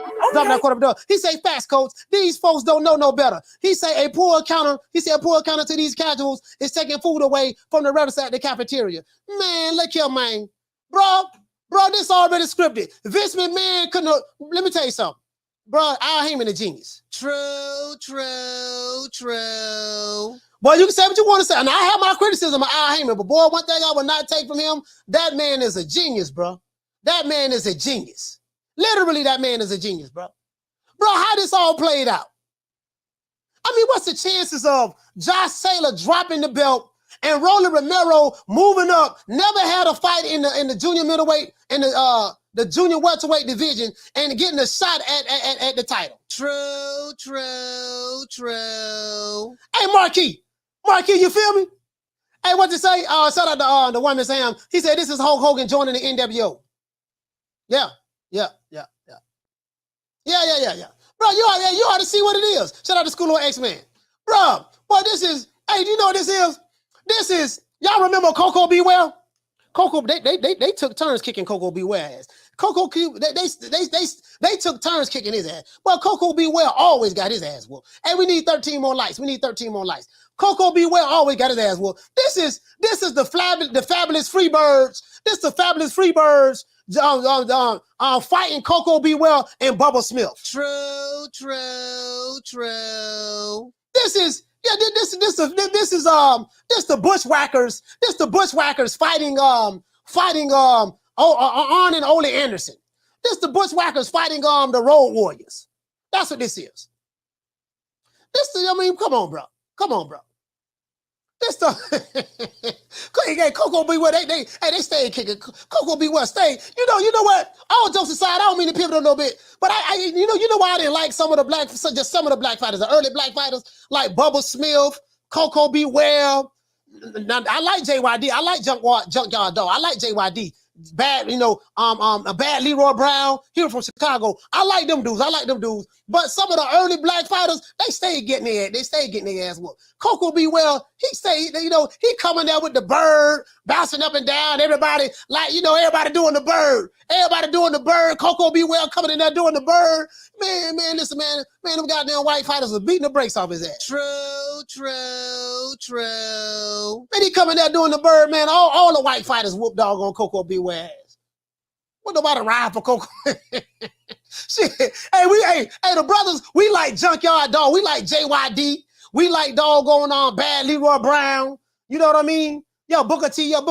This before Booker T, though. This before Booker T, the Harlem Heat. This before them. You get what I'm saying? Man, that shit right there, man. Hey, yeah, man. Yo, Bad News Brown was a motherfucker, man. He had a song, Bad Leroy Brown. Y'all remember that song he had, Bad Leroy Brown? Man, shit. Wait, listen, man. But they used to make us look bad. They used to make us look bad. Talk about Coco B. Well. Man, you will get your bitch ass out of there. Nigga coming to the ring with a parrot, making us look bad as a people. Hey, what Blue say? This is unacceptable, people. This is unacceptable, people. You know what I mean? Hey, man, this shit had me crying, bro. Like, man, making us look bad as a people, dog. We can't always giving us these old garbage ass. We got these old trash. Hey, I was so happy when JYD came along and the Junkyard Dog. We said we ended up getting the Junkyard Dog. Shit, we ended up getting dog going on. Bad Leroy Brown, Bad News Brown. And then The Rock came along. The Harlem Heat. The Booker T, we got the Harlem Heat. I was so happy. Rocky Johnson. We had Rocky Johnson too. I used to see Rocky Johnson wrestle at the Armory. We had Rocky Johnson. We did have Rocky Johnson now. I used to watch him all the time in Tampa. Yeah, in Tampa and in Miami. What you said, fam? Yeah, Butch Reed. We had Ron Simmons. Yeah. Zeus, you talking about Tiny Listen. Zeus came late on. He came late on. I'm talking about in the early days. Fam. Yeah, Ron Simmons. Ron Simmons was the beast. Absolutely. We had big Ron Simmons. I remember he used to play for the USFL. He played semi-pro football. You get what I'm saying? But Coco B. Well and Bubba Smith, boy, they was trash. True. They stay getting their ass whooped. I'm like, God damn, nigga, man, why y'all bringing them out here? You know what I mean? Hey, this is unacceptable. Making us look bad as a people.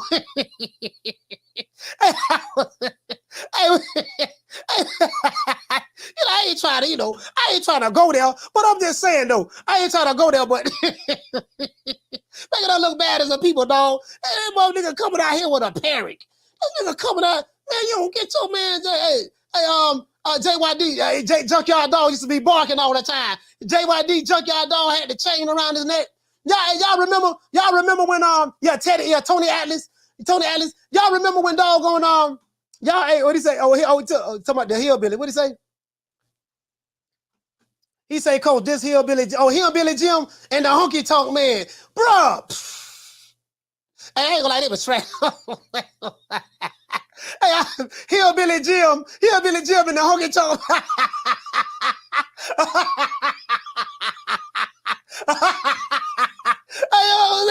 I forgot all about them. Hillbilly Jim and the honky tonk man. Man, oh my, hey, bro. Hey, Macho Man, shout out to Macho Man Randy Savage. He passed away, man. Yeah, Hillbilly Jim and the honky tonk man, they was trash. The honky tonk man, I guess he was supposed to be an Elvis wannabe. They was trash. Connor, what's your name? Where you calling from? Oh, what up, Coach? This is Ellaby. I don't appreciate how you speaking about Big Rolo. He's a star. You hear me, Coach? He's a star. He's putting butts in seats, Coach. Tell me who gave Gervonta Tank this toughest fight? Big Rolo. That what Rolo baby. That what Rolo You know what I'm talking about? Yeah. What up, Coach? Who is this? It's Rod from Cali, Coach. Rod from Cali, talk to him. Listen, Coach. We're talking about Big Rolo now. I thought it was about Canelo. I mean, shit, Coach. You see, Big Rolo is a star. How do we go from Canelo to Big Rolo, Coach? I mean, don't be hating on Big Rolo, Coach. Yeah, we had no man. We had no talked about Canelo already, and earlier with Demetrius Andrade, Jermell Charlo, Tim Tszyu, and then it just somebody brought up Rolando Romero fight coming up this weekend. I had forgot all about it myself. You get what I'm saying? So that's how we got on Rolo. Yeah, no. But you know what, Coach, about Big Rolo? I saw an interview when he said his plan is to fight Tank next for the 140 belt. Man, Ron Boy Fresh might be right, dog. Yeah, that's what I'm saying. Ron Boy Fresh was on that one. I mean, shit, man. Yeah, Coach, it's gonna happen, man. I mean, because if not Tank, then I'm pretty sure Ryan, that'll be another big fight as well. I mean, hey, he got options, Coach. He got options. Dog. You know, I can't be mad at Big Rolo, but I mean, hey, Coach, I do gotta blame you, man. You put Big Rolo on, Coach. Hey, Big Rolo. Hey, Big Rolo throwing them bolos. You know what I mean? You know what? I convinced my cousin. My cousin bet $100 on Rolando Romero was gonna knock Tank out.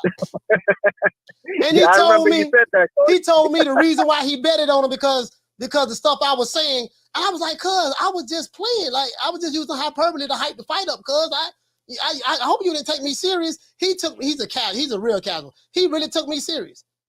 He really thought that Rolando had a shot. I said, damn, cuz you should have talked to me about that, man. Hey, but Coach, real quick on the Canelo thing, Coach. Yeah, I wanted to say something real quick on that one. I did listen earlier. I was at work when you're. Hold on. Shout out to Casino Light Prayer dropping that $2 super chat. He say boxing so scripted. We shipped it to the WWE. No, I remember when it was before the WWE. This is on WWF. But yeah, I got you, fam. Hey, we need to get the lights up, man. We need to get the lights up. Go ahead. Yeah, real quick, Coach. About Canelo. Listen, I don't think he was washed as people say it, but is he past his prime? I think so. He did look gas on that fight. Me personally, I don't want to see him with Bivol. I just don't think that's a good style match for him. At this point, I also don't want to see him with another European. I'm tired of him and the Europeans. I think that he should give him a break. Look, at this point, I'd rather see him with Andre because I don't think he's going to fight Benavidez. That's just my opinion, Coach, and that's my call, Coach. And all right. See you in the chat, Coach. Shout out to Rob from Cali. Salute, fam. Hey! But Al Heyman a genius, dog. Hey, you know what, man? Al Heyman a genius, dog. Like, man, Al Heyman is a mastermind, bro. I can't hate the play. Don't hate the player, hate the game. Don't hate the player, hate the game. I can't get. Listen, Al got Rolando Romero a title shot. And guess what? And if you look at it, hey, shout out to Keenan. What's going on, fam? If you look at it, Al Heyman got Rolando Romero 2 title shots in a row. If you want to count, he fought Tank Davis. Tank Davis had a Reggie belt. If Rolando Romero would have won that fight, he would have been the Reggie belt, WBA Reggie belt champion. And now he's fighting for a WBA super title at 140.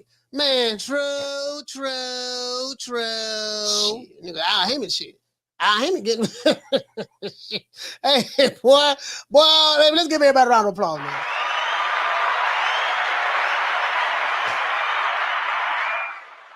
Dude, he said, get a Euros a break. No, hold on. No, y'all keep talking about Euro bombs. Y'all keep talking about Euros. Check this out.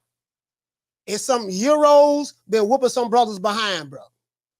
It's some Euros been whooping some brothers behind. Y'all forgot about what Tyson Fury did to Deontay Wilder. Y'all forgot about what Beterbiev did to Marcus Brown. What Beterbiev did to Marcus Brown now, y'all forgot, but listen, it's some of these Euros, bro, they putting hands and feet on some brother. I gotta call the way I see it now. I just gotta call the way. Some of these dudes been putting paws. Some of these dudes been putting paws on them now. You get what I'm saying? Hey, Matt Bay Korobov, you know what? I ain't hating on Jermell Charlo. Now.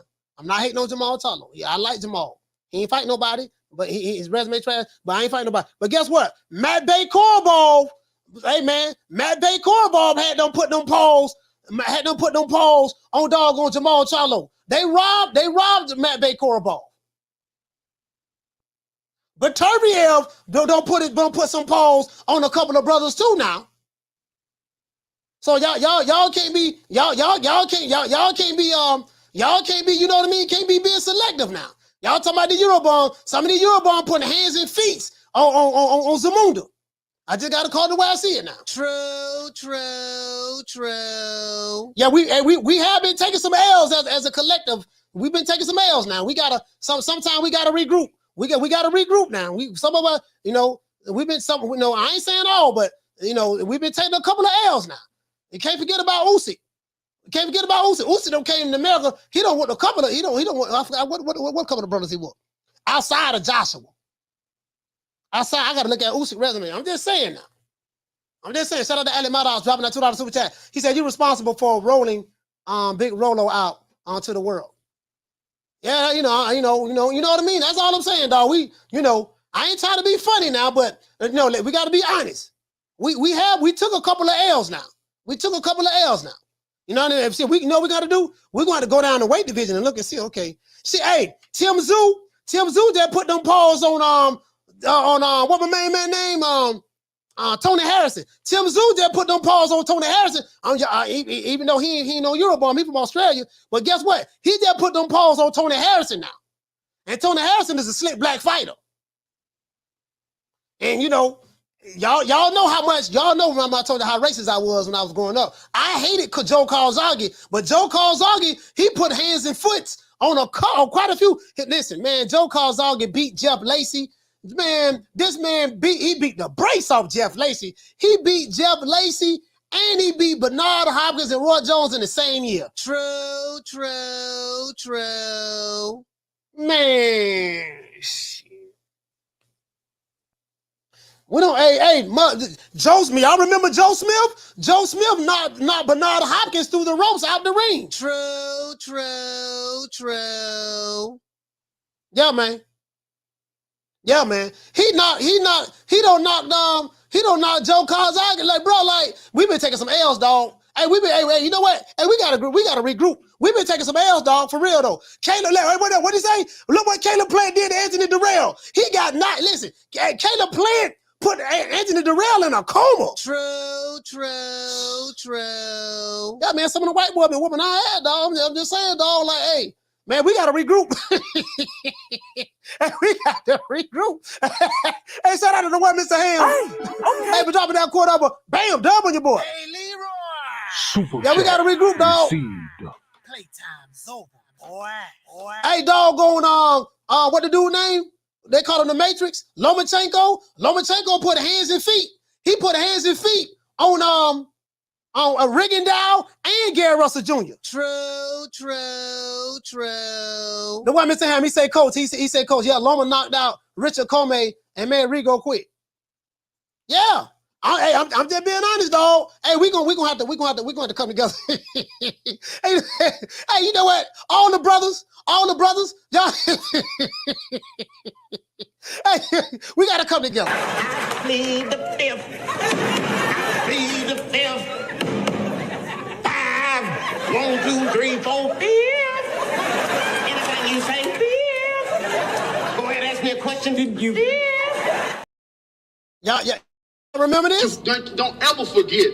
When I found you was strung out on coke. When I found you was like a big house, contemplating about killing yourself. So don't you ever forget who brought you to Big Time Box. I drugged you back. I brought you back. I provided food and put food on your table for your family to eat. And I'm doing it for the second time. So don't you ever forget that. Yeah, man, it is what it is. Y'all remember Dr. Umar was in disbelief. He couldn't believe it. I want to thank the whole hood who came out here. I love y'all. I did this for the hood. Y'all know I beat that boy. Hey, look here, man. Like we say, man, anybody that hating on Big Rolo, you ain't got to like Big Rolo, but you better respect it. Nigga, when my name come up, respect it. Let's go. Stop playing with my fucking name. All three of y'all, stop playing with my name. I ain't gonna say it no more. Put some respect on my name. Yeah, we got to respect Big Rolo, man. I know we got to respect. Shout out to Casino Life Prayer dropping that $2 super chat. He said we need Umar to speak up. This is blasphemy. hey, I'm just saying, man. I'm just saying right now, dog. Right now, we're gonna have to, you know what I mean? We're gonna have to regroup. We got all praises due to the Most High, the Most Exalted, Al Heyman. Well, I guess I gotta be like everybody else and saying Al Heyman. I can quit my job now, baby. 6 figures, baby. You feel me? I'm about to But a name. Do you have a name? Oh, nah, I ain't got no name, Name Name them names, man. They know who they is. Name them names, please. The names need to be named. They know who they is. The Mexican monster. All I know is Devin Haney, you got to beat Lomachenko. Devin Haney, you have to beat Lomachenko. If you don't do nothing else in your boxing career, you have to beat Lomachenko. Boy, because if you don't beat Lomachenko, you know what they're going to continue to play? When you said, I never let a white boy beat me. Devin Haney, you have to win this fight. If you don't beat nobody else, you have to beat Lomachenko. You have to. You have to beat the Matrix. You get what I'm saying? And I mean, what about Rocky Marciano? Oh, there they go. There they go. Every time I start talking about boxing, a white man got to pull Rocky Marciano out their ass. That's the one. That's the one. Rocky Marciano. Rocky Marciano. Let me tell you something wonderful. Rocky Marciano was good, but compared to Joe Louis, Rocky Marciano ain't shit. He beat Joe Louis's ass. Man, boy, Devin Haney fuck around lose this fight, boy. Hey, we're going to be talking about that fight. We're going to be talking about that fight there, man. Boy, oh, Lord have mercy, boy. He better not lose this fight. Who's badder than the Shogun? Bruce Leroy, that's who. Bruce Leroy. Bruce Leroy. Hey, man, shout out to D-Block. Called the show 3 times. Shout out to Coach Eddie from the ATL. Shout out to Casino Light Press ATL 2 times. Shout out to Adolfo from Cali. Shout out to J-Rock from DC. Shout out to Sheila from Sacktown. Shout out to Jared from B-More. Shout out to Raphael. Shout out to Martin from Jersey 2 times. Hey, shout out to Sean from North Cackalack. Shout out to JR from New Hampshire. Shout out to D-Ray from Flint, Michigan.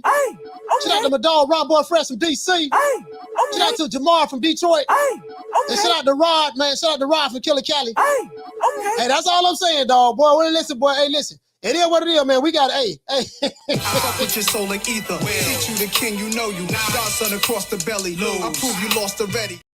Hey, look here, man. Hey, listen. For all the brothers who lost to what they like, for what everybody like to call Eurobombs, if you are a brother and you lost to what these people like today like to say Eurobombs, this what we think about it. Fuck you. Fuck the plane you flew in on. Fuck them shoes. Fuck the socks with the bell on it. Fuck them cheap-ass cigars. Fuck your yuck mouth teeth. Fuck your hairpiece. Fuck your chocolate. Fuck Guy Ritchie. Fuck Prince William. Fuck the Queen. This is America. My president is black and my Lambo is blue, nigga. Now get the fuck out of my hotel room. And if I see you in the street, I'm slapping the shit out of you. Shout out to my dog Booger Ray Leonard and Eddie, the Hitman Hurt. Sunshine when Tank's gone. I'll smack the shit out of you in front of everybody. Only dark times for you. I mean, just throw Haney's name in the hat. There is no fucking hat. Ain't no sunshine when Tank's gone. I don't play them type of games. Leonard L.B. Why you always talking about me? Didn't you fucking learn your lesson from that? With AJ? Ain't no sunshine when Tank's gone. I'll knock that motherfucking hole out. Period. Only dark times for you. There ain't no hats to throw nothing in here. We're running a fucking business. Ain't no sunshine when Tank's gone. You fucking idiot. Leonard L.B. Why you always talking about? Hey, all I'm saying, dog. This is all I'm saying, dog. Boy, listen. All I'm saying, bro, we can't take another L. Hey, we can't take another L. Now, that's all I'm saying. Hey, man. Hey, you know, I ain't trying to throw no shit in the game now. But all I'm saying, dog, is, you know, bro, oh Lord, I don't think my dog, Dr. Umar Johnson, I don't think Dr. Umar Johnson would be able to handle that. If something like that were to happen, I don't think Dr. Umar Johnson would be able to handle that. And if you are a Tenderoni and you want to meet Dr. Umar Johnson, please reach out to me. He does features. You can book him. You can book Dr. Umar Johnson. And if you're a Tenderoni, you want to get with him, go ahead and holler at him, man. My question to my Milwaukee Africans and my Chicago Africans, where can Dr. Umar pull up to watch the Tank Ryan fight? You must have food. No snow bunnies, no drugs, no crime. Because you know the FBI follows me wherever I go. The CIA follows me wherever I go. So I'm trying to pull up to Chicago or Milwaukee to watch the Tank Ryan fight. Where can I come? Chicago Africans, is there a safe space for the Prince? No snow bunnies, no snow bunnies, no snow bunnies, no non-African queens, no illegal activity. Yeah, nah. He say no snow bunnies, no non-African queens, no.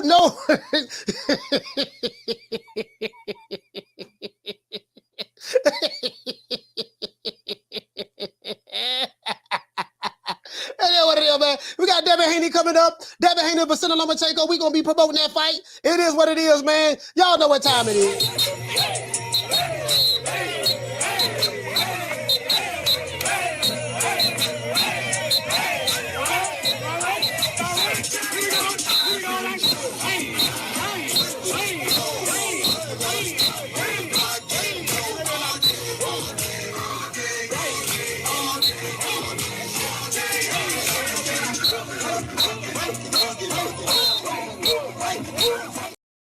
Dr. Umar say no crime. Hi, listen, there's no such thing as no crime. You talking about going to Chicago?